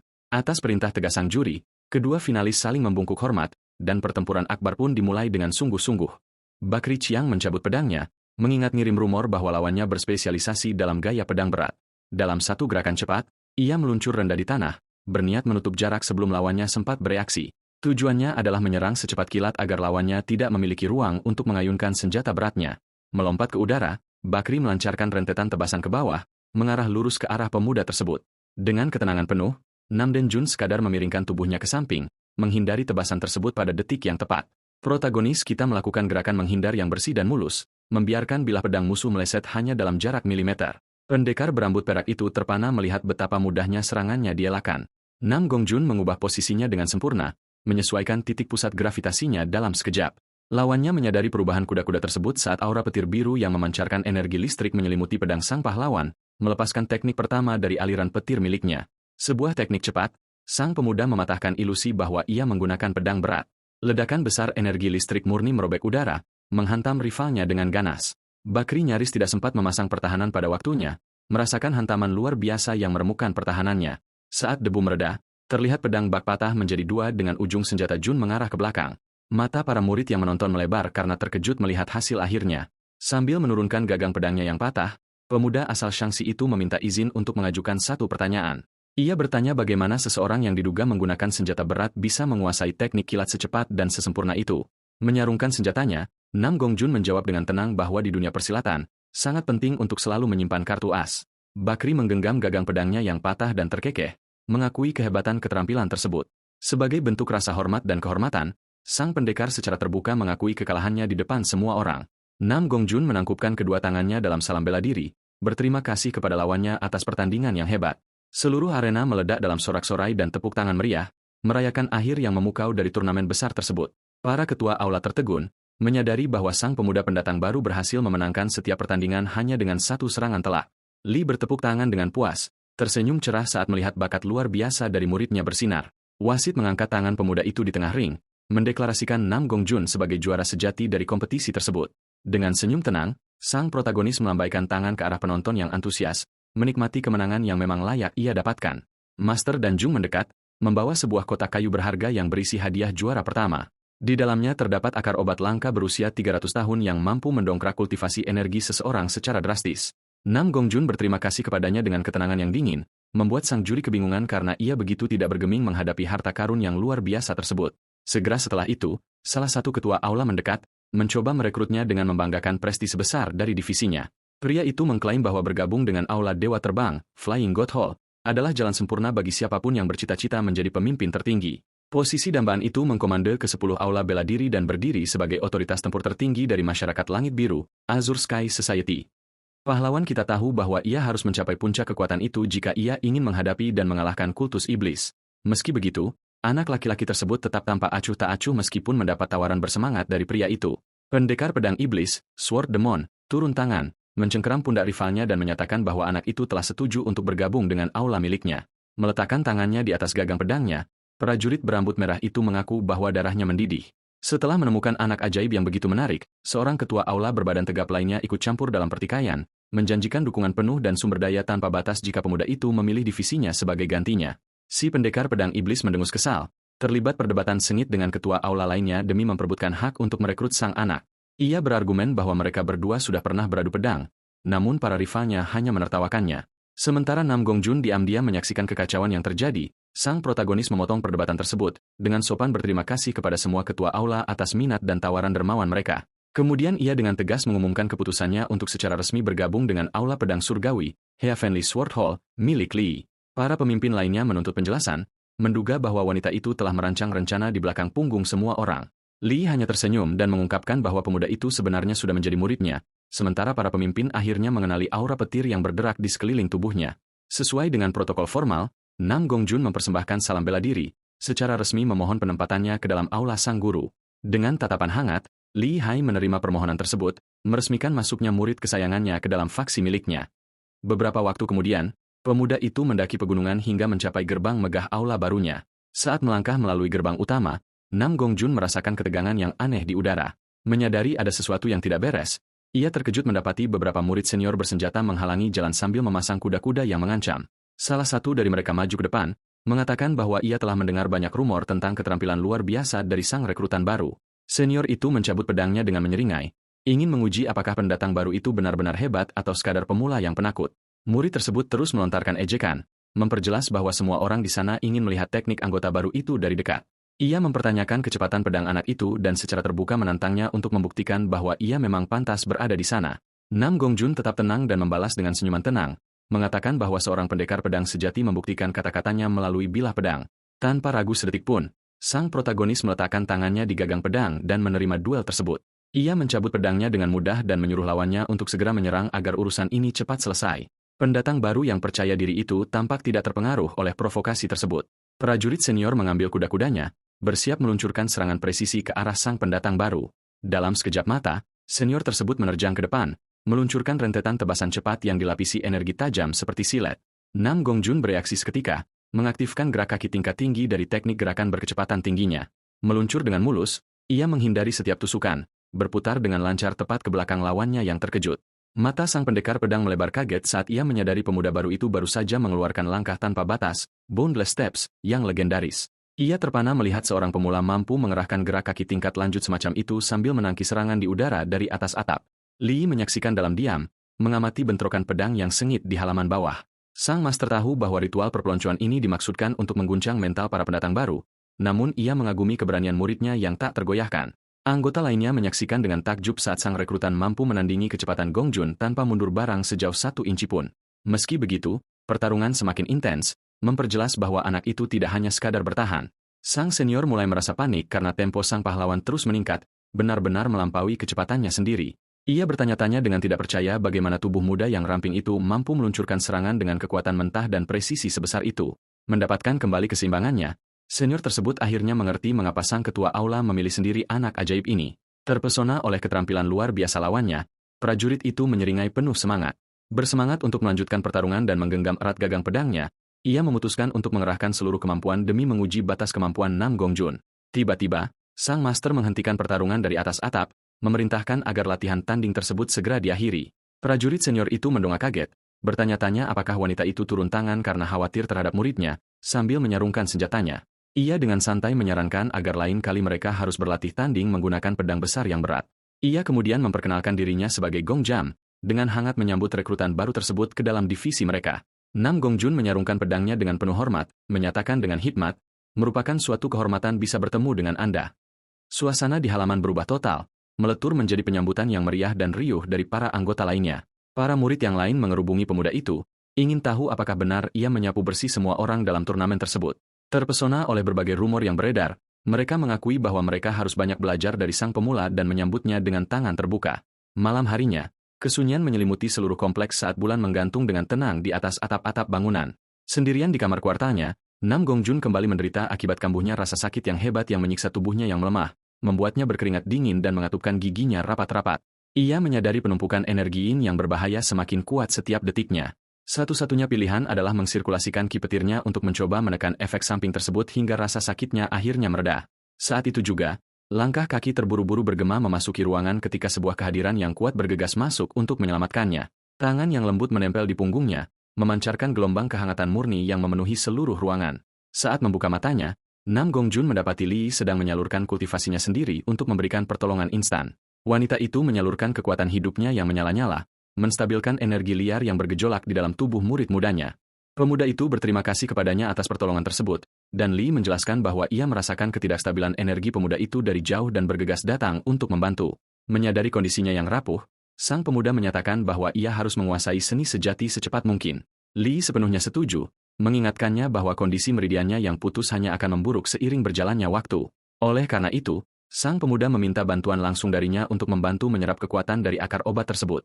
Mata wanita itu melebar sedikit karena terkejut atas keputusan muridnya yang tiba-tiba dan berani, namun senyuman hangat segera menyusul, meyakinkannya bahwa ia dapat diandalkan sepenuhnya. Tanpa membuang waktu, Nam Gongjun menggigit akar obat langka tersebut untuk memulai proses pemurnian. Mengunyah tumbuhan berkhasiat tinggi itu, ia berpikir bahwa meskipun tidak sempurna, hal itu tetap akan memberinya lonjakan energi yang masif. Menelan ramuan tersebut, sang protagonis memfokuskan diri untuk menarik setiap tetes esensi spiritual ke dalam tubuhnya. Dengan mentornya yang berada tepat di belakangnya, pemuda itu memberitahu sang master bahwa ia siap menyerap kekuatan sebanyak yang bisa ia tangani. Ia memusatkan pikirannya untuk membimbing aliran internal, mencegah energi obat tersebut tersebar melalui pembuluh darahnya. Ledakan besar api dan cahaya keemasan meletus di seluruh ruangan. Saat keduanya terlibat dalam sirkulasi ganda, wanita itu terpesona melihat bahwa kendali sang pemula menyaingi master berpengalaman dengan puluhan tahun pengalaman. Pilar api spiritual yang menjulang tinggi melesat ke langit-langit, membuktikan asimilasi sempurna dari ramuan tersebut. Wanita itu hampir tidak percaya bahwa anak laki-laki tersebut berhasil menyerap 100% kekuatan tanpa menyia-nyiakan satu tetes pun. Sambil menyaksikan percikan listrik berderak dari tubuhnya, Li tertegun oleh potensi luar biasa dari muridnya. Sang master memuji terobosan luar biasa sang pemuda dan menyebutkan bahwa ia kini sudah siap untuk mengikuti ujian kenaikan tingkat. Pemuda tersebut dengan rendah hati berterima kasih kepadanya dan mengucapkan selamat tinggal dengan hangat. Li Xia menyuruhnya untuk beristirahat sejenak dan dengan tenang melangkah keluar dari kuarter muridnya. Ia berjalan di bawah terik matahari di sepanjang jalur bambu yang asri, merasakan kedamaian yang mendalam di dalam pikirannya. Tiba-tiba, ia menghentikan langkahnya, merenungkan teknik pernapasan dan meditasi yang digunakan oleh sang pemuda. Segerombolan wawasan baru dan pencerahan seni bela diri membanjiri pikirannya, membuat jantungnya berdegup kencang. Sambil berlari cepat melewati hutan, ia menyadari dengan takjub bahwa ia akhirnya telah menemukan kunci untuk menembus hambatan kultivasinya sendiri. Dengan wajah berseri-seri penuh sukacita, Li Xia mengakui dengan rasa terima kasih yang mendalam bahwa terobosan ini sepenuhnya berkat metode-metode Jun. Keesokan paginya, matahari menerangi halaman utama Balai Pedang Surgawi di mana latihan pagi sudah mulai berlangsung. Senior Gong Jang memperagakan combo pedang secepat kilat yang tanpa celah, menebas langsung menembus boneka latihan kayu. Ia menjelaskan bahwa teknik pedang ini harus dikuasai setidaknya hingga 50% sebelum siapapun diizinkan turun ke misi. Sang instruktur mendesak semua orang untuk memperhatikan dengan saksama dan melatih bentuk-bentuk gerakannya. Sementara murid-murid lainnya berjuang untuk mengikutinya, Nam Gongjun, yang mengenakan seragam sekte, mencengkeram pedang kayu dan dengan tenang melangkah maju di hadapan targetnya. Para murid di sekitarnya menyaksikan dengan mata terbelalak, terpana oleh postur sang pendatang baru yang begitu tajam dalam aksi. Dengan satu tebasan tanpa celah, anak laki-laki itu melenyapkan boneka latihan pada percobaan pertamanya, membuat semua orang tercengang.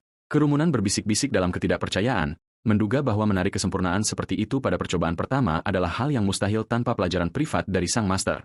Mendengar obrolan tersebut, sang instruktur mengusap dagunya, teringat bahwa ia melihat Licia meninggalkan kamar pemula pada malam sebelumnya. Tertarik dengan situasi tersebut, Gong Jun berjalan menghampiri protagonis kita dan secara blak-blakan bertanya apakah sang kepala balai memberinya pelatihan privat. Nam Gung Jun dengan santai membantahnya, lalu mencabut 2 pedang sekaligus, siap melakukan sesuatu yang bahkan lebih mencengangkan, sangat percaya diri dengan kemajuannya. Nam Gung Jun menyarankan untuk langsung melompat ke pelatihan teknik pedang tingkat lanjut. Anggota lainnya berdiri tertegun melihat seseorang menguasai gaya baru begitu cepat, menyebutnya sebagai monster sejati. Gong Jun mengenali keahlian luar biasa sang pendatang baru, melihat seorang anak ajaib sejati yang mampu membawa seluruh divisi. Terbakar semangat oleh kehadiran sang anak, para senior bertekad untuk berlatih lebih keras lagi agar mereka tidak tertinggal. Sang instruktur setuju untuk mengajarkan teknik tingkat lanjut tersebut, menarik senjatanya sendiri untuk mendemonstrasikan gerakan-gerakannya. Ia mencabut bilahnya, menyuruh Nam Gung Jun memperhatikan setiap detail dengan cermat sementara protagonis kita mengambil kuda-kuda untuk belajar. Sementara itu, para pemimpin dan tetua masyarakat Langit Biru berkumpul di Balai Konferensi Agung. Seorang perwira melaporkan pergerakan mencurigakan di antara faksi-faksi ortodoks yang diam-diam dikendalikan oleh medan perang besi. Para master memperdebatkan kemungkinan intervensi, dengan iblis pedang yang menawarkan diri untuk memimpin jalannya jika diperlukan. Selanjutnya, sang perwira mengangkat topik tentang memberi izin kepada rekrutan baru Nam Gang Jun untuk turun ke dunia persilatan. Licia mendengarkan dalam diam, sadar akan bahaya yang menanti muridnya begitu ia meninggalkan gunung. Salah satu penasihat mempertanyakan gagasan tersebut, mengingatkan semua orang bahwa anak itu menderita meridian yang terputus. Tetua lainnya mengangkat suaranya, berargumen bahwa prioritas utama mereka adalah menjaga keselamatan anak itu agar tidak jatuh ke tangan sekte iblis. Ia dengan marah memperingatkan bahwa para penganut sekte iblis akan terobsesi padanya jika mereka tahu ia menguasai seni muda sejati. Sang penasihat membanting tangannya ke meja, menuntut jawaban langsung dari Master Balai Pedang Surgawi. Master terhormat kuil sekte menatap mata Li sedalam-dalam, meminta pendapat jujurnya mengenai masalah tersebut. Dengan tegas dan teguh, sang master secara terbuka menyatakan bahwa ia tidak melihat Nam Gung Jun sebagai seseorang yang rapuh yang membutuhkan perlindungan. Ia mengenang pertemuan pertama mereka di mana anak itu menyatakan bahwa siapapun yang tidak mau membela seni bela diri mereka sendiri tidak layak memegang pedang. Merenungkan pertumbuhannya yang stabil, ia menegaskan kembali keyakinannya yang tidak tergoyahkan terhadap karakter sang pejuang muda. Ia berargumen bahwa tugas sejati mereka adalah mengasah bakat mentah itu agar ia bisa menjadi pedang pamungkas masyarakat. Semangat sang protagonis yang tak tergoyahkan dan tekad murninya menginspirasi sang mentor untuk memperjuangkan kebebasan muridnya. Iblis pedang membanting meja, menyebut mereka semua bodoh karena membiarkan ketakutan mereka terhadap sekte iblis membuat mereka buta. Sambil berdiri tegak, pejuang berambut merah itu bertanya apakah seseorang dengan potensi sebesar anak itu pernah ada sebelumnya. Ia mendelik ke arah para penasihat dan dengan berani mengklaim bahwa tak seorang pun dari mereka di ruangan ini yang bisa menandingi anak itu. Sang master mencemooh, menunjukkan bagaimana mereka mengeluh kurangnya kekuatan, namun gemetar ketakutan setiap kali diberi bilah yang tajam. Salah satu pemimpin setuju, menekankan jenius luar biasa sang rekrutan dalam menciptakan dan menyempurnakan teknik. Sebagian besar setuju bahwa dengan pengalaman medan perang yang nyata, anak itu akan menjadi pilar kekuatan yang sangat penting bagi organisasi. Sambil mengelus janggut putih panjangnya, pemimpin Yun Kongjong merenung sebelum mengusulkan kompromi yang seimbang. Sang tetua menyarankan untuk mengizinkannya pergi menjalankan misi, asalkan ia menjauhkan diri sepenuhnya dari konflik apapun dengan sekte jahat tersebut.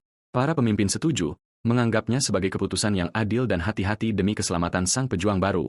Sambil bersandar di kursinya, iblis pedang mengangguk setuju, tidak mengajukan keberatan lebih lanjut.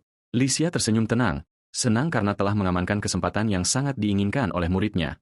Jauh dari tempat itu, pengarahan untuk misi pertama diturunkan, merinci operasi di pinggiran provinsi Anhui.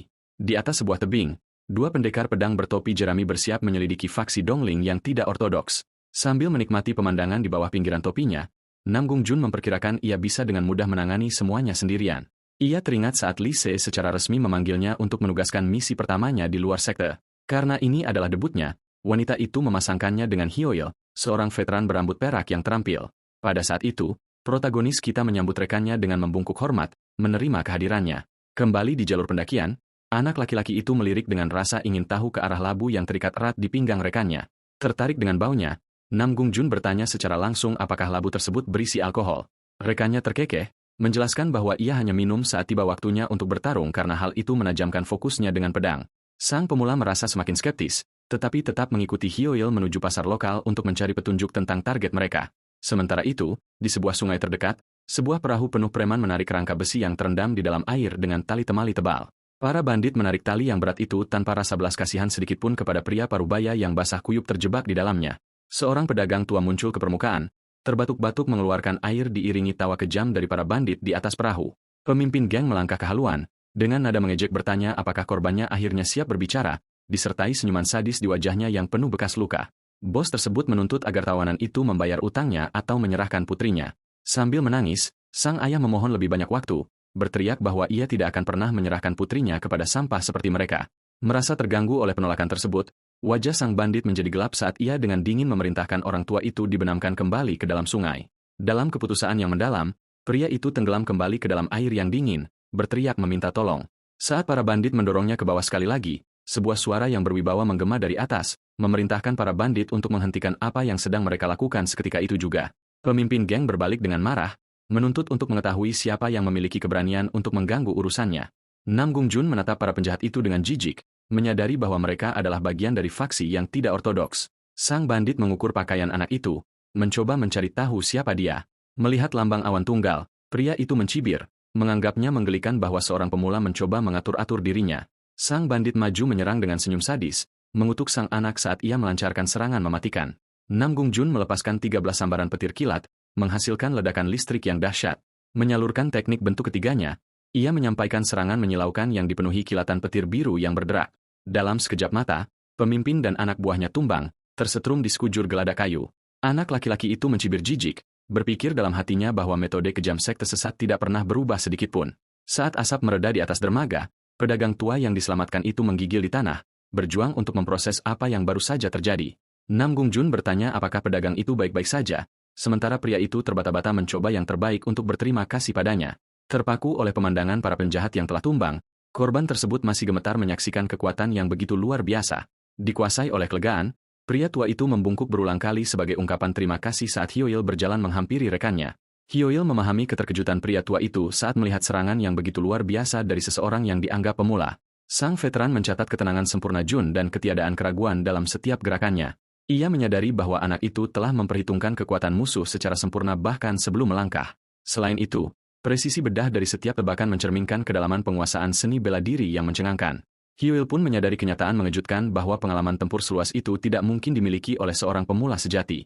Sambil menyarungkan pedangnya, Nam Gung Jun bersiap melaporkan semua yang baru saja ia temukan. Waktu berlalu di bawah langit terbuka saat keduanya berjalan menuju markas utama para penjahat. Mereka tiba di markas geng Baiklan di mana para penjaga bersenjata berjaga-jaga di pintu masuk halaman. Salah satu penjaga menyadari gerakan mencurigakan itu dan berteriak, menuntut untuk mengetahui siapa yang datang. Sebagai tanggapan, percikan energi yang mulai berkobar hebat di bilah pedang protagonis kita. Nam Gung Jun melesat maju, menembus pertahanan penjaga dalam sekejap kilatan petir sebelum menyerbu masuk ke dalam. Gelombang kejut dari serangan itu menggema di seluruh kompleks, memecah kesunyian benteng bandit tersebut. Tidak gentar dengan jumlah musuh yang jauh lebih unggul, Nam Gung Jun memutar pedangnya, menyalurkan energi listrik mentah. Prajurit muda itu mengangkat bilahnya dengan anggun, bersiap meluncurkan serangan dahsyat lainnya. Kilatan petir biru membelah lantai kayu, menerangi seluruh ruangan tempat persembunyian tersebut. Busur-busur petir yang ganas menghantam para musuh di barisan depan, melemparkan mereka hingga terpental melintasi ruangan. Salah satu algojo yang lebih kuat menyilangkan belati gembarnya, menyerbu ke depan dengan amarah untuk menebas sang penyusup. Penjahat itu melempar pisau lemparnya dalam serangan kilat, berharap bisa menangkap Jun tanpa persiapan. Namun, Namong Jun berdiri mematung di tengah reruntuhan, dengan santai mengawasi pisau-pisau yang melayang ke arahnya sambil tersenyum meremehkan. Protagonis kita menertawakan teknik amatiran lawannya yang ceroboh, lalu menyapu bilahnya dalam lingkaran yang mulus. Ia menangkis setiap proyektil dengan mudah. Para budak itu jatuh ke tanah, tak bersenjata saat Jun mempertahankan kuda-kuda bertarungnya yang tenang. Didorong amarah karena dipermalukan, beberapa penjahat bergegas maju secara bersamaan, mengutuk si bocah arogan tersebut. Kelompok itu melompat ke udara, mengeksekusi serangan terkoordinasi untuk menjatuhnya dari atas. Salah satu bandit terkesiap kaget saat menyadari bocah itu lenyap dari bidikan mereka. Tahu-tahu sudah muncul di atas mereka dengan refleks tanpa celah. Naming Jun bersiap melancarkan serangan balasan cepat di udara. Ia menginjak langsung belati mereka yang bersilangan, dengan lihai melumpuhkan seluruh serangan ofensif kelompok itu. Memutar pedangnya dalam busur yang lebar, ia membelah lengan ketiga penyerang dalam kilatan yang mematikan. Salah satu penjahat berlutut, menjerit kesakitan karena tangannya putus, sementara Jun melangkah maju tanpa ampun. Para bandit yang tersisa menatap ngeri rekan-rekan mereka yang telah tumbang, lalu menyebut pemuda itu sebagai monster. Di tengah kepanikan hebat, salah satu dari mereka berteriak agar semuanya segera menjauh dari si penyusup. Sang pemimpin faksi akhirnya turun tangan secara pribadi, bersumpah untuk mengakhiri kelancangan protagonis ini. Sementara itu, di penjara bawah tanah, para penjaga Dungeon terkapar tak sadarkan diri. Di seberang lorong, Hio muncul dari bayang-bayang, menghabisi para penjaga yang tersisa dengan sabetan pedang yang cepat dan senyap. Penjaga terakhir jatuh tak berdaya tepat di depan sel tempat beberapa warga sipil tak berdosa dikurung. Seorang ibu memeluk putranya yang ketakutan sementara sang veteran tersenyum, teringat bagaimana ia sempat mendikte si anak baru. Beberapa saat sebelumnya, Nam Gongjun telah meminta bantuan rekannya itu, memuji keahlian melacaknya. Sang protagonis setuju untuk menciptakan gangguan yang mencolok agar Hio bisa menyelamatkan para sandera dengan aman. Ia menyatakan dengan penuh keyakinan bahwa nyawa warga sipil yang tak berdaya adalah prioritas utama dari misi ini. Hio sempat meragukan karakter Jun sejak ia bergabung tanpa mengikuti ujian formal. Namun, sang veteran kini menyadari bahwa pemuda tersebut memiliki kebajikan moral dan keterampilan bela diri yang luar biasa. Ia kemudian mengumumkan kepada para tahanan dengan senyuman ramah bahwa Blue Sky Society telah datang untuk membebaskan mereka dari kurungan. Pendekar pedang itu mengundang keluarga-keluarga yang selamat untuk melangkah keluar demi menghirup udara segar. Kembali ke halaman, para penjahat menyaksikan dengan terkejut saat menyadari bos mereka sendiri sedang dalam masalah besar. Pedang beradu dengan kecepatan tinggi saat sang pemimpin geng terpojok oleh teknik ganas protagonis. Sang bos panik, benar-benar bingung bagaimana seorang pemuda biasa bisa melepaskan energi pedang yang begitu luar biasa. Aura menakutkan si anak membuat sang penjahat melihat bayangan iblis yang telah berlatih ilmu pedang selama puluhan tahun. Kehabisan pilihan, sang bandit mencoba memerasnya, mengancam akan mengeksekusi semua tahanan jika sang bocah tidak menyerah. Menghadapi upaya intimidasi yang putus asa ini, Nam Jun hanya melepaskan senyuman dingin yang mengejek. Pemuda itu dengan tenang mengungkapkan bahwa para sandera telah diselamatkan, dan bertarung sendirian adalah bagian dari rencananya. Diliputi teror, pemimpin geng mulai memohon belas kasihan. Mengabaikan permohonannya setelah menyadari rencananya gagal, Nam Jun melompat ke udara, siap melayangkan pukulan penentu kepada lawannya. Serangan itu menghantam sang penjahat dengan kekuatan brutal, membelah tanah dan mengakhiri pertarungan seketika. Protagonis mendarat dengan tenang di sebelah tubuh yang telah roboh, namun tiba-tiba merasakan kehadiran musuh yang mendekat. Seorang tetua misterius jatuh dari langit, menderu dengan kebencian dan menyerang dengan amarah yang menghancurkan. Menyadari tidak ada cukup waktu untuk menghunus pedangnya, Jun memutuskan untuk melawan dengan teknik tanpa senjata. Ia memantapkan kuda-kudanya, tetap tenang sepenuhnya meskipun kecepatan penyerang baru itu luar biasa. Sang protagonis menyalurkan energi yang murni, menyelimuti kedua tangannya dengan api dan petir biru. Benturan kolosal antara serangan telapak tangan mereka memicu ledakan energi yang mengguncang seluruh area. Sang guru tua terhuyung mundur karena terkejut, tercengang bahwa serangan telapak tangan gandanya berhasil diblokir oleh seseorang yang begitu mudah. Nam Gongjun menatap musuhnya yang misterius dengan tatapan tajam dari balik topi jeraminya. Tampak sangat murka. Pria berambut putih itu menuntut untuk mengetahui identitas asli dari sang anak ajaib ini. Menyadari lengan baju pemuda itu, musuh tersebut menyadari bahwa ia memegang peringkat tingkat pemula One Cloud, satu awan. Sang tetua mengamuk dengan marah, mengklaim bocah itu baru saja merusak bisnis pensiunnya yang menguntungkan.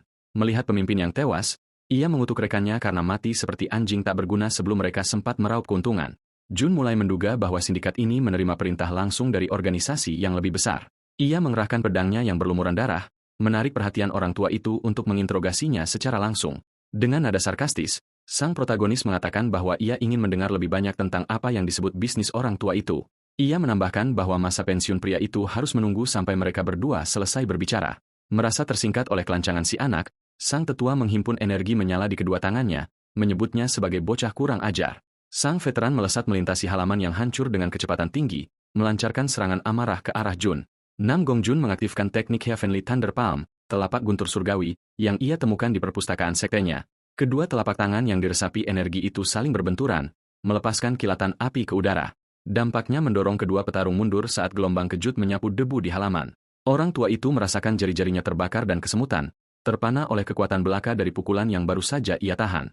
Melihat pemuda itu menguasai energi yang murni dan halus, sang penjahat tersenyum serakah. Terobsesi dengan kekuatan itu, sang tetua menerjang maju lagi, bersumpah untuk menyerap dan mencuri kultivasi sang protagonis. Ia mengulurkan cakar-cakar yang bercahaya, mengincar wajah pemuda itu dalam serangan mematikan dan berbahaya. Ledakan energi besar lainnya meledak tepat di depan topi kerucut Namong Jan. Namong Jan segera mengenali sifat jahat dari teknik yang akan dilepaskan lawannya. Bertindak atas dasar refleks murni, protagonis merenggut jubah salah satu preman yang kalah di tanah. Ia melemparkan tubuh bandit itu langsung ke cakar api sang tetua, menghalangi serangan frontal tersebut. Melihat tubuh anak buahnya terbakar dalam api hitam, kultivasi terlarang sang orang tua tersingkap. Mayat itu berubah menjadi abu dalam sekejap sementara pemuda itu melompat mundur, menjaga jarak dari musuh berbahaya tersebut. Sang tetua menyelubungi dirinya dalam api hitam, mengungkapkan penguasaannya atas seni penyerapan surgawi yang mengerikan. Jun mengejek kelemahan lawannya, bertanya apakah ia mencuri energi semata-mata karena kultivasinya sendiri sangat pas-pasan. Dibuat murka oleh keusilan sang bocah, Orang tua itu menjerit marah karena dihina seperti itu. Didorong oleh rasa putus asa, penjahat itu menyerang tanpa henti, mendambakan energi murni protagonis dengan segala cara. Sang orang tua percaya bahwa melahap kekuatan murni seperti itu akan menjadi jalan pintas utama bagi kemajuan ilmu bela dirinya. Ia maju menerjang, berteriak, yakin bahwa ia akan mencapai puncak alam kultivasi dalam sekejap mata jika ia menguras energi bocah tersebut. Namong Jun dengan ringan melompat ke atas atap, dengan mudah menghindari terjangan ceroboh musuhnya. Sang protagonis bertanya apakah pria itu bersekutu dengan sekte iblis Sun and Moon hanya demi trik murahan. Sang tetua tertawa terbahak-bahak, mengakui persekutuan tersebut dan menyatakan bahwa ia tidak punya alasan lagi untuk menyembunyikan kebenaran. Buta karena ambisi, sang pengkhianat melompat ke arah atap, bersumpah untuk menyerap seluruh energi internal sang pahlawan. Namong Jun dengan dingin menjawab bahwa ia sudah cukup mendengarkan sebelum melepaskan serangan balasannya. Kilatan menyilaukan membelah udara, merobek serangan iblis itu dan membuat sang orang tua menjerit kesakitan. Serangan yang diresapi petir itu turun dengan brutal, merobek pertahanan lawannya sebelum ia bahkan sempat bereaksi. Tubuh orang tua itu jatuh dengan keras ke tanah, menimbulkan kepulan debu dan puing-puing yang tebal. Benar-benar kewalahan, sang tetua memuntahkan darah dan menatap pemuda itu dengan teror yang mencekam. Kekuatan hantaman tersebut membelah tanah hingga menganga, meninggalkan sang penjahat tak berdaya di dalam kawah berbatu. Tanpa sisa tenaga untuk bertarung, sang pengkhianat mengulurkan tangannya dan mulai memohon belas kasihan demi nyawanya. Namong Jan menyalurkan satu sambaran petir terakhir ke bilah pedangnya, mengeksekusi penjahat tersebut tanpa rasa belas kasihan. Keheningan kembali menyelimuti halaman saat darah sang pengkhianat menggenangi lantai benteng yang runtuh. Saat menggeledah mayat yang tumbang itu, sang protagonis menemukan sebuah buku catatan misterius yang disembunyikan di dalam jubahnya. Hyo berlari mendekat, tertegun oleh jejak kehancuran yang ditinggalkan oleh sang rekrutan muda. Sang veteran benar-benar tercengang melihat pertempuran itu telah usai bahkan sebelum ia sempat mengulurkan bantuan. Ia mengidentifikasi mayat tersebut sebagai tetua Sang, seorang penjahat yang bersekutu dengan sekte iblis Sun and Moon. Rekannya hampir tidak percaya bahwa si anak baru berhasil menumbangkan seorang pemimpin geng sekaligus seorang tetua dalam misi yang sama.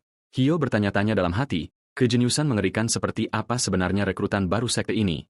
Nam Gongjun menyerahkan dokumen yang berhasil diselamatkan itu agar rekannya dapat memeriksa catatan musuh. Sambil membalik-balik halaman tersebut, pendekar berpengalaman itu menyadari bahwa itu adalah sebuah buku besar resmi. Tiba-tiba, salah satu anak yang diselamatkan berjalan mendekat sambil dengan malu-malu menarik jubah veteran berambut putih tersebut. Bocah lelaki itu memohon sambil menangis, menjelaskan bahwa kakak perempuannya tidak ada di antara mereka yang dibebaskan. Sang ibu dengan panik menjelaskan bahwa beberapa anak dipisahkan dan dibawa pergi sebelum para pahlawan tiba. Bocah itu mencengkram erat kain jubah dalam permohonan bisu yang menyayat hati dan menghujam relung jiwa sang pendekar pedang. Sambil menangis, si kecil memohon agar mereka membawa kembali kakaknya dengan selamat dari tempat penahanan. Menyadari bahwa buku besar itu memuat daftar anak-anak yang dijual ke sekte iblis, Jun menyarankan untuk segera melakukan pengejaran. Namun, di luar dugaan sang pemuda, Hyo menutup buku catatan itu dengan keras dan dengan tegas menyatakan bahwa misi sang rekrutan berakhir di sini. Sang veteran mengatakan bahwa ia akan meminta bala bantuan dari sekte dan memerintahkan sang rekrutan untuk segera kembali ke markas sekarang juga. Ia menjelaskan bahwa dirinya telah menerima perintah ketat dari para pimpinan untuk menjauhkan Jun dari segala hal yang berkaitan dengan sekte iblis tersebut. Tanpa memberi ruang untuk berdebat, sang senior membalikkan badan dan bersikeras agar pemuda itu mengikuti perintahnya. Mendengar nama musuh terbesar dari masa lalunya, Nam Gongjung mengepalkan kedua tangannya dengan kemarahan yang membara di dalam dada. Ia mengatupkan giginya, geram karena ditahan oleh sekte tepat saat ia sudah begitu dekat dengan para iblis. Hall menegaskan bahwa tugas ini terlalu berbahaya bagi seorang rekrut dan memerintahkan rekannya itu untuk segera kembali. Menolak untuk mematuhi perintah mundur, pemuda tersebut berargumen bahwa dirinya lebih dari mampu untuk menuntaskan misi ini. Ia menegaskan bahwa ia bukan rekrut biasa, membuat Hyo berhenti melangkah dan berbalik menghadapnya dengan ekspresi yang sangat serius. Sang veteran dengan dingin memperingatkan bahwa keputusan ini bukanlah sebuah saran, melainkan perintah mutlak untuk mundur. Sambil melangkah maju, Jun bertanya apakah berjalan pergi demi kenyamanan benar-benar jalan seorang kesatria. Ia membalas dengan nada frustrasi, menyatakan bahwa seorang pendekar pedang yang benar dan menjunjung keadilan tidak akan pernah menyarungkan pedangnya di hadapan ketidakadilan. Hyo menangkap tekad yang tak tergoyahkan yang menyala di mata sang rekrut muda. Terhibur oleh keberanian besar rekannya, sang veteran setuju untuk membawanya serta sembari mengirimkan utusan untuk memanggil bala bantuan. Ia menyombongkan gelarnya sebagai pedang Surefire, menjamin bahwa ia tidak akan pernah kehilangan jejak targetnya. Kedua pendekar pedang itu melesat masuk ke dalam hutan yang lebat, melancarkan pengejaran terhadap para penculik. Mereka berlari melintasi hutan yang lebat dengan kecepatan tinggi, melompati pepohonan tanpa membuang satu detik pun. Menggunakan teknik ringanan tubuh mereka, keduanya bergerak bagai angin, berusaha menyusul jejak para buronan. Hyo memimpin di depan, menunjukkan arah pasti yang diambil para penjahat dengan tingkat keakuratan yang sempurna. Sang senior menunjuk ke tanah, menyuruh sang pemuda untuk menganalisis pola jejak kaki di atas tanah. Ia mengidentifikasi jejak jid demonik, memastikan bahwa mereka sudah sangat dekat dengan para pengikut Sekte Iblis. Nam Gongjan kagum melihat keterampilan melacak milik rekannya telah mencapai tingkat yang begitu mencengangkan. Bahkan saat berlari dengan kecepatan penuh, sang veteran tidak melewatkan sedikitpun detail yang tertinggal. Sambil mengatur napasnya, sang protagonis berpikir bahwa seniornya pasti pernah berguru langsung di bawah seorang master legendaris. Pada saat yang sama, pemuda itu mengerti mengapa rekannya begitu gigih ingin meninggalkannya.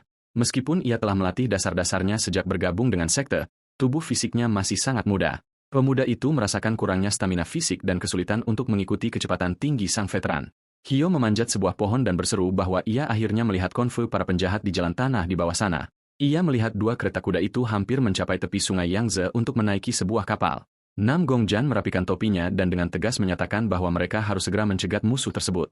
Sang veteran memperingatkan bahwa menyelamatkan para sandera akan menjadi hal yang mustahil jika para bandit berhasil naik ke kapal itu. Menyadari bahwa partnernya sengaja melambatkan kecepatan hanya untuk menunggunya, Jun membuat keputusan cepat. Pemuda itu menyuruh sang veteran untuk maju lebih dulu dan mengulurkan waktu, sambil berjanji akan bergabung dalam pertarungan secepat ia bisa. Hyoel menepuk bahu rekannya dan menyarankan agar pemuda itu menyimpan cukup napas untuk saat pertarungan nanti dimulai. Sang pendekar pedang melompat dari puncak pohon, melesat ke depan bagai kilatan petir tunggal menuju kereta-kereta musuh yang tertinggal di belakang. Nam Jan menarik napas dalam-dalam, bersumpah pada dirinya sendiri bahwa ia akan menguasai kultivasi fisiknya setelah misi ini selesai. Sementara itu, para pengawal konvoi mengeluh karena merasa bosan, sama sekali tidak menyadari kehadiran sang pahlawan yang mengintai di dahan-dahan pohon di atas. Hyo Will merasa senang karena ia berhasil tiba tepat waktu, menghitung ada sekitar 10 musuh yang mengawal kereta-kereta tersebut. Sang veteran menyiapkan jarum tersembunyi di antara jari-jarinya, fokus untuk melumpuhkan para target sampai sang rekrut tiba. Dengan lemparan yang sangat akurat, sebuah jarum menembus leher seorang penjaga bahkan sebelum ia sempat bereaksi. Alarm berbunyi ke seluruh konvoi, dan para pria mencabut pedang mereka, mencoba melindungi kereta dari lemparan proyektil. Dari atas pohon, Hyo melepaskan rentetan bilah tersembunyi secara terus-menerus ke arah pasukan musuh. Penjaga lainnya tumbang bersimbah darah sementara sisa anggota geng lainnya berhamburan mencoba memantulkan tembakan yang datang. Pemimpin pengawal merasa heran mengapa penyusup itu menjaga jarak dan hanya menggunakan senjata lempar. Sang komandan geng tersenyum licik saat ia mulai menyadari alasan di balik taktik bertahan tersebut. Menyadari musuh itu datang sepenuhnya sendirian, ia memerintahkan anak buahnya untuk mempercepat laju gerobak menuju sungai. Melihat para bandit menyadari tipu musuhannya, Hyo merasa kesal dengan betapa tajamnya insting para preman tersebut. Tanpa cara lain untuk menghentikan pelarian mereka, prajurit itu memutuskan untuk menghunus pedangnya sendiri. Ia melompat turun tepat ke tengah jalan, melepaskan tebasan dahsyat yang menghantam kepala kuda terdepan. Kereta kuda itu pun menabrak tanah dengan suara dentuman keras, menerbangkan debu dan memblokir jalur bagi sisa konvoi lainnya. Dari dalam kerangka kayu yang hancur, tangisan panik dan permohonan putus asa untuk meminta tolong mulai bergema keluar. Anak-anak yang terikat tali menjerit ketakutan, memohon kepada penyelamat misterius ini untuk menyelamatkan mereka. Melihat penculikan pengecut terhadap anak-anak kecil dengan mata kepalanya sendiri, Hyo mengatupkan giginya dalam kemarahan yang murni. Tiba-tiba, kekuatan yang luar biasa menghantam turun dari langit dengan raungan penuh amarah, mengarah langsung ke arah sang pendekar pedang. Merasakan niat membunuh yang pekat, sang senior sekte menjatuhkan diri dalam posisi jongkok, bersiap dengan pedangnya untuk meredam hantaman tersebut. Seorang pendekar berjubah hitam melancarkan tendangan udara brutal, melepaskan gelombang tekanan yang menghancurkan. Dahsyatnya hantaman itu menciptakan kawah di tanah, menyeret sang veteran mundur beberapa meter. Hoyle bergetar akibat kekuatan mentah dari benturan tersebut, sangat sadar bahwa ia akan tewas seketika jika serangan itu mengenainya secara langsung. Musuh berbahaya itu mendarat dengan kehadiran yang mendominasi, memamerkan seragam gelap dari sekte iblis matahari dan bulan. Seniman bela diri iblis itu mengejek sang pendekar pedang, mengatakan bahwa sangat menyedihkan melihatnya gemetar ketakutan. Meskipun tidak terpengaruh oleh ejekan tersebut, Hyoel hanya meraih labu anggur di pinggangnya dan meneguk minuman itu dalam sekali teguk, bersiap untuk mengeluarkan kekuatan penuh dari gaya bertarung mabuknya.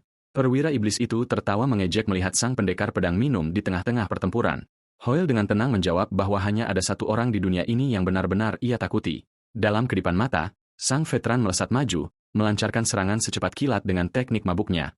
Sang musuh terkejut oleh perubahan gerakan yang tiba-tiba dan tak menentu dari pendekar sekte tersebut. Tatapan Hoyle tajam saat ia menyalurkan ilmu pedangnya dengan presisi mutlak yang mematikan. Ledakan energi meletus begitu serangan mereka berbenturan di tengah area terbuka. Dentingan logam dan benturan keras bergema tanpa henti menembus kanopi hutan. Perwira sekte itu menyerang dengan ganas melalui rentetan tendangan sementara Hoyle menangkis serangan-serangan tersebut. Tendangan sang penjahat menghantam tanah dengan brutal, merobek segala sesuatu di sekitar titik benturan. Keduanya terus saling bertukar pukulan berat dalam duel sengit dan ketat yang semakin memanas. Anggota sekte itu melompat secara agresif, menghantam pedang lawannya untuk memecah kuda-kuda pertahanannya. Hale terpaksa mundur, menyadari bahwa ia sedang menghadapi seorang perwira iblis yang sesungguhnya. Ia teringat bahwa para murid dari sekte jahat itu menguasai seni bela diri yang berakar dari esensi Yin dan Yang. Hanya para petarung yang berhasil mencapai puncak dari ilmu tersebut dan meraih ranah tertinggi yang dapat diangkat menjadi perwira peringkat. Selembaran tendangan cepat merobek udara, menciptakan serangkaian serangan bayangan yang berbahaya. Perwira sekte itu mengejek lincahan Hul, menyebutnya seperti tikus yang hanya bisa menghindar. Sang veteran tahu bahwa dibutuhkan seorang anggota Three Clouds untuk bisa bertarung melawan perwira tersebut secara seimbang. Ia khawatir akan bahaya besar yang mengancam jika Yang Nangjun datang untuk menghadapi monster ini. Memanfaatkan celah singkat dalam gerak kaki musuhnya, Hul mencoba membalikan keadaan demi keuntungannya. Sang pendekar pedang memutuskan untuk bertaruh nyawa, meyakini bahwa ini mungkin satu-satunya kesempatan untuk menang. Ia menusukkan pedangnya ke depan dengan tingkat akurasi yang tinggi. Namun, perwira itu menangkap serangan tersebut dengan tangan kosongnya. Hul menggertakkan giginya dalam keputusasaan murni saat serangan tercepatnya dihentikan begitu saja dengan mudah. Sang musuh menyeringai kejam, bersiap melancarkan serangan balasan yang mematikan dari jarak dekat. Dengan gerakan secepat kilat, pria berpakaian hitam itu melancarkan tebasan ke bawah yang menghancurkan. Persenjataan sang perwira menghujam seperti kapak berat, menghancurkan pertahanan para prajurit Blue Sky Society. Hul menjerit kesakitan saat hantaman keras itu meremukkan kuda-kuda bertahannya. Sang senior menyadari dengan ngeri bahwa dirinya telah dikalahkan telak oleh energi internal musuhnya yang mengerikan. Ia terpental dengan keras melalui udara, menghantam dinding kayu kereta kuda. Anak-anak yang diculik menangis panik, memohon agar ksatria mulia itu tidak mati di depan mata mereka. Sambil batuk darah, Hul mencoba mengabaikan rasa sakitnya, melemparkan sedikit candaan kepada musuhnya untuk menenangkan para sandera muda. Sang perwira mendengus kesal lehernya, berjanji akan membuatnya menderita sebelum menghabisinya untuk selamanya. Tak berdaya dan terpojok, veteran berpengalaman itu bertanya-tanya apakah benar-benar ada jalan keluar dari situasi ini.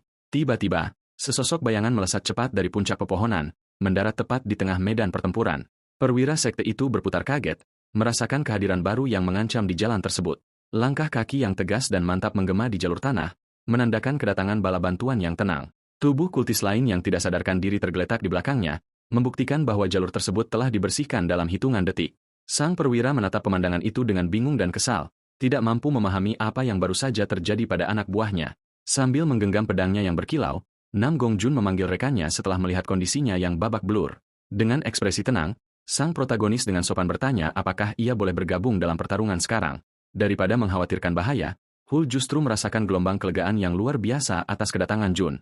Sang veteran menyeringai penuh percaya diri, tahu persis bahwa rekrutan baru ini jauh dari kata prajurit biasa.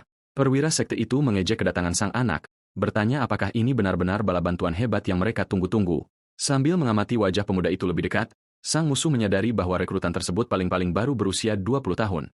Namun, aura biru yang sangat tajam mulai memancar ke seluruh tubuh Nam Gongjun. Sang perwira mengerutkan keningnya dengan curiga, merasa terganggu oleh kehadiran energi bela diri yang begitu pekat dan mengintimidasi. Tapi ia segera menertawakannya, menganggap tidak masuk akal jika dua prajurit tingkat One Cloud berpikir mereka bisa mengalahkannya. Kultis itu menyerbu menuruni jalan setanah, membentak bahwa anak itu hanya banyak bicara.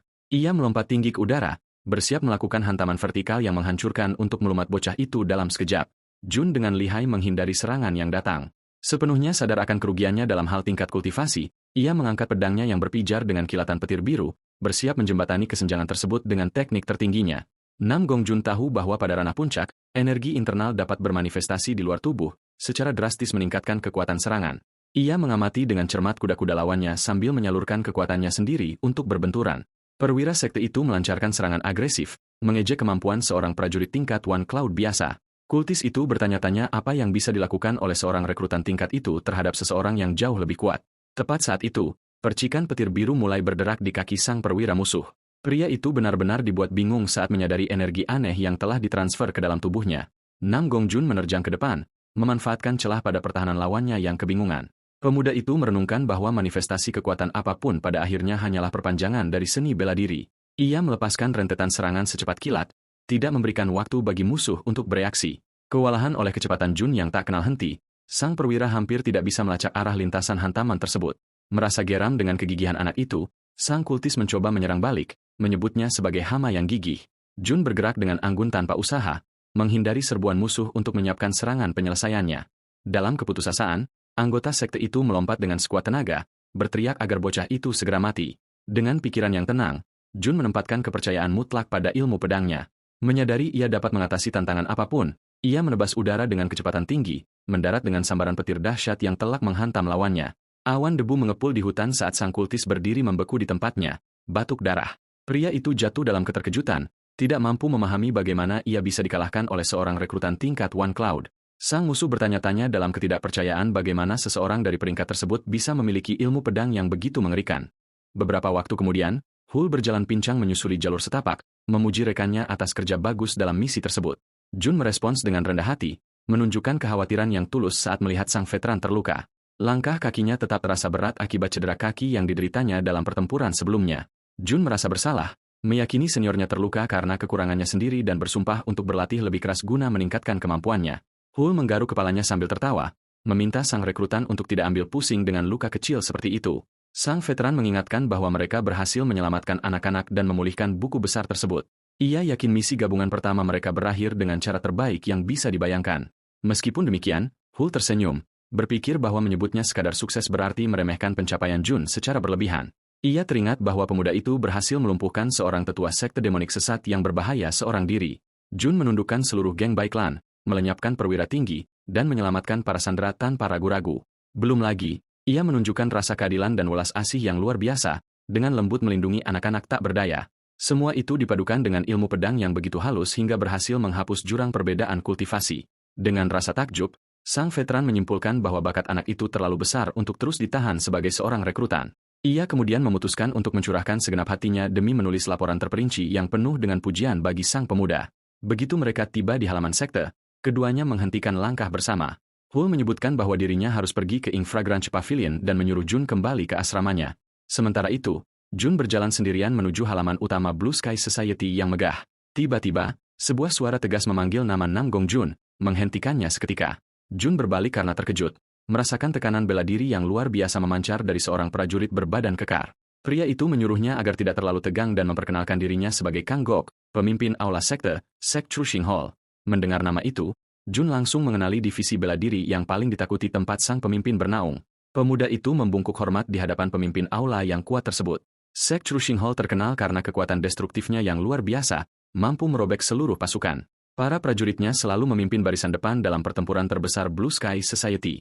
Mereka dengan kejam menghancurkan musuh, mengukir jalan dengan kekuatan kasar yang sulit dipercaya. Komandan Kang Gok dikenal karena memimpin langsung konfrontasi brutal tersebut dengan mengayunkan kapak perang berlumuran darah yang berat. Ia ditakuti karena kekuatan mengerikannya yang memancarkan hawa panas membara. Pemimpin aula itu mengambil langkah mendekati sang rekrutan. Kang Gok bertanya apakah benar bahwa Jun bertarung melawan anggota sekte Sun and Moon Demonic selama misi tersebut. Di bawah tekanan energi sang veteran yang meluap-luap, Jun dengan tegas mengonfirmasi informasi tersebut. Kang Gok kemudian bertanya apakah ia tahu mengapa sekte itu menargetkan pria yang lahir dengan meridian 9 yin yang terputus. Menyadari dirinya sedang diuji secara sengaja di bawah tekanan hebat, Jun menjawab bahwa ia mengetahuinya. Jun menjelaskan bahwa sekte Sun and Moon Demonic melakukan ritual besar yang penuh dosa untuk mencapai tujuan mereka. Ia teringat bahwa di kehidupan masa lalunya, sekte tersebut mengorbankan nyawa dalam ritual untuk menempa wadah buatan yang mengandung energi saling berlawanan. Pemuda itu sangat memahami obsesi para kultis di balik serangan-serangan baru-baru ini. Ia menyatakan bahwa tubuhnya adalah wadah yang sempurna karena mampu menanggung energi yin dan yang secara bersamaan. Kang Gok menyarankan agar demi keselamatan dunia dan keselamatannya sendiri, Jun sebaiknya bersembunyi saja di dalam sekte. Pemuda itu menjawab bahwa melarikan diri dari bahaya akan sangat mudah jika hidupnya tidak diberikan tujuan baru. Ia menyatakan dengan penuh keyakinan bahwa gurunya memberinya kesempatan kedua untuk berjalan di jalur mulia kebenaran bela diri. Merasa jengkel, sang komandan bertanya apakah sedikit bakat dini membuat anak itu berpikir dirinya mampu menguasai dunia. Merunut kembali masa lalunya, Jun menegaskan pada dirinya sendiri bahwa pedangnya akan tetap lurus dan tak tergoyahkan hingga akhir. Sang pemimpin aula mengamati kuda-kuda pemuda itu, bertanya-tanya apakah itu sekadar keangkuhan masa muda. Kang Gok memperingatkan bahwa sekte tersebut akan mengejar sang rekrutan tanpa henti, menuntut untuk melihat apakah ia memiliki kekuatan untuk menahannya. Raksasa itu menghunus kapak perangnya, siap mendorong sang pendekar muda hingga batas kemampuannya. Melompat dengan garang dari atas, Kang Gok melancarkan serangan berapi-api, membentak Jun untuk menunjukkan ilmu pedangnya. Senjata-senjata itu berbenturan dengan hebat, mengirimkan percikan api yang berpijar ke udara. Sang komandan terkejut melihat pemuda itu tidak mundur dari serangan gencar tersebut. Jun tetap mengunci pandangannya, menganalisis setiap detail gerakan lawannya. Kang Gok terkesan melihat sang anak membaca pola serangannya dengan sempurna untuk menangkisnya. Bertekad untuk mendorong lebih keras lagi, pemimpin aula itu melangkah maju dan mengayunkan kapaknya kembali dengan semangat yang membara. Jun memblokir rentetan ayunan kapak yang cepat, menampilkan tingkat persepsi yang jauh melampaui tahap kultivasinya.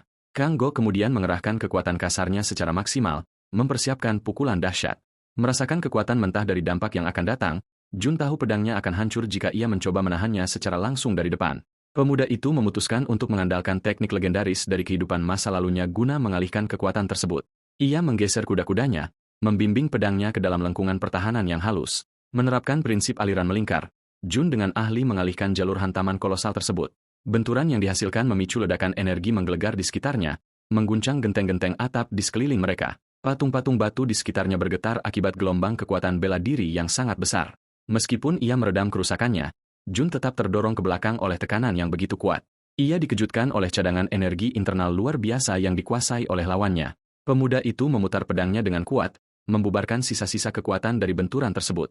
Hembusan angin tajam menyapu tanah berbatu di sekitar para petarung. Bilah pedang Jun bergesekan dengan tanah, sepenuhnya menyerap pantulan dari benturan itu.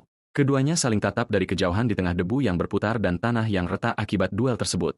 Sambil mengatur napasnya, Jun berdiri tegak dalam posisi siaga pedang, sword guard. Mata Konggo membelalak tak percaya. Tidak dapat memahami bagaimana serangan itu bisa dibelokkan, sang veteran melirik ke bawah ke arah jejak kakinya sendiri dan terkejut melihat bahwa dirinya juga terdorong ke belakang. Jun merenungkan bahwa ia sedang berjalan di jalur yang benar, dipandu oleh hati yang setia dan penuh tekad. Ia memikirkan kembali orang-orang tak berdaya yang telah diselamatkannya dan meneguhkan kembali tugasnya untuk melakukan apa yang benar. Pemuda itu mengembuskan napas lega setelah mencurahkan seluruh keyakinan bela dirinya ke dalam serangan tersebut. Kong Gok menyarungkan senjatanya, mencatat bahwa banyak orang memulai dengan cita-cita keadilan hanya untuk mengabaikannya di tengah jalan.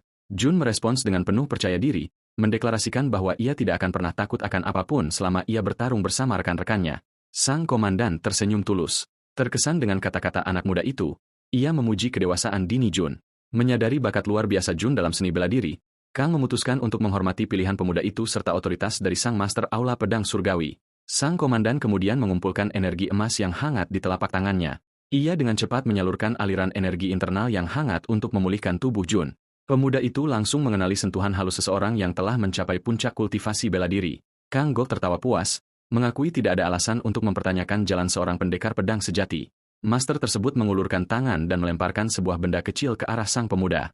Jun menangkapnya di udara, bertanya dengan bingung tentang arti hadiah tak terduga ini. Kong Gok mengabaikan rasa malunya, mengklaim bahwa ia memberinya ramuan untuk menyembuhkan cedera internal apapun dari duel tersebut. Jun memperhatikan sang master berjalan pergi, sepenuhnya sadar bahwa ia tidak mengalami kerusakan apapun selama pertarungan.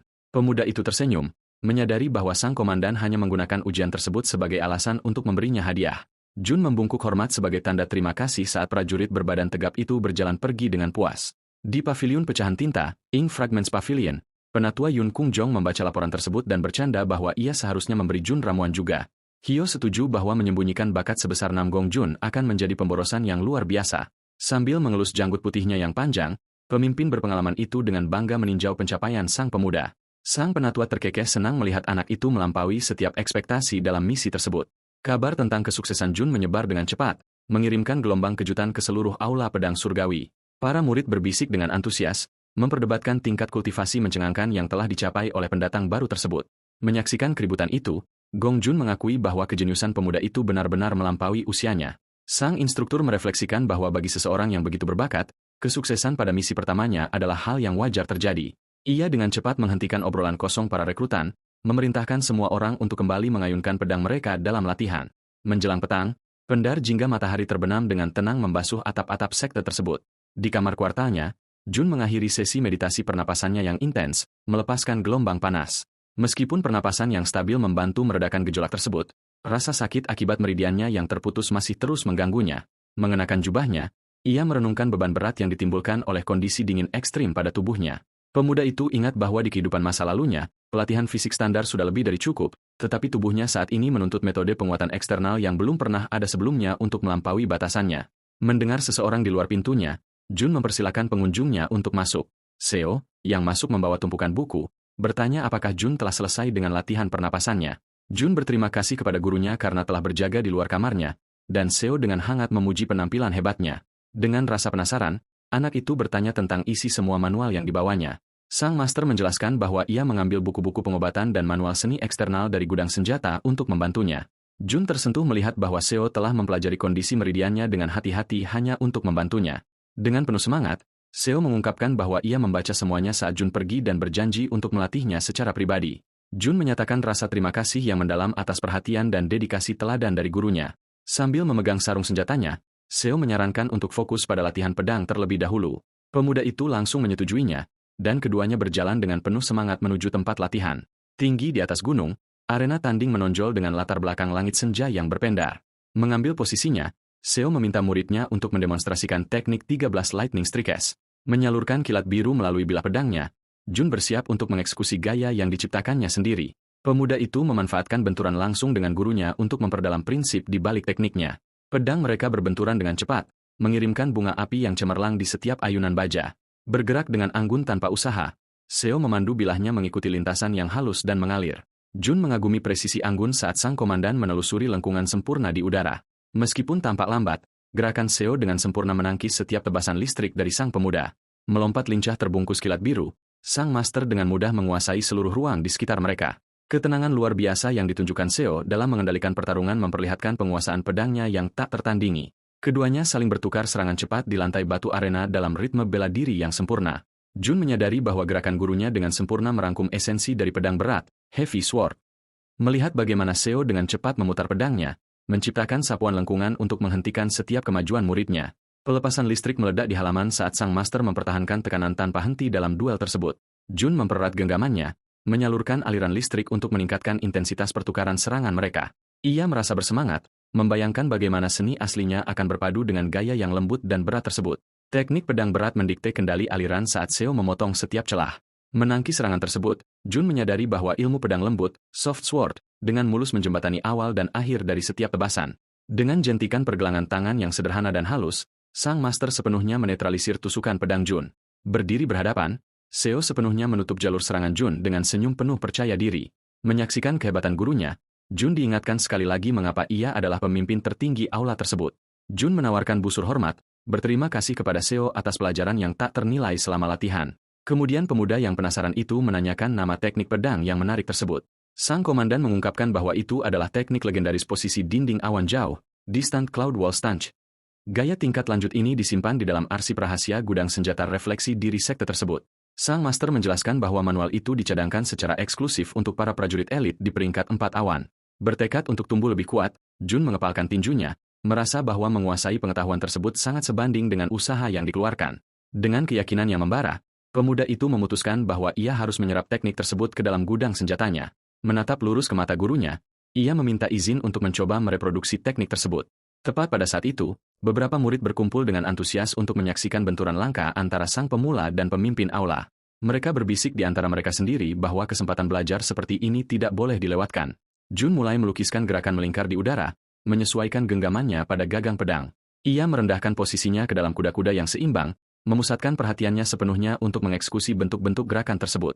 Para veteran ternganga, melihat pemuda itu mencoba meniru gaya tersebut bahkan tanpa membaca manualnya. Pemuda itu melangkah maju dengan tekad, menyalurkan gerakan cair dari teknik yang baru saja disaksikannya. Ia menelusuri lengkungan sempurna di udara, membelokkan kekuatan di sekitarnya dengan harmoni bela diri yang mulus. Seo memperhatikan dengan terkejut bahwa gerakan Jun bukan sekadar tiruan belaka. Gerakan itu benar-benar menangkap esensi dari pedang lembut. Ia mengangkat senjatanya, siap menguji pemahaman sang anak ajaib dalam pertarungan sungguhan. Benturan cepat dari pedang mereka memicu ledakan kilat yang dinamis di seluruh halaman. Sang master mendesak maju, kagum betapa cepat muridnya memahami konsep-konsep rumit tersebut. Bakat mentah sang pemuda membuat semua orang kagum saat ia menciptakan kembali aliran pertahanan dengan sempurna.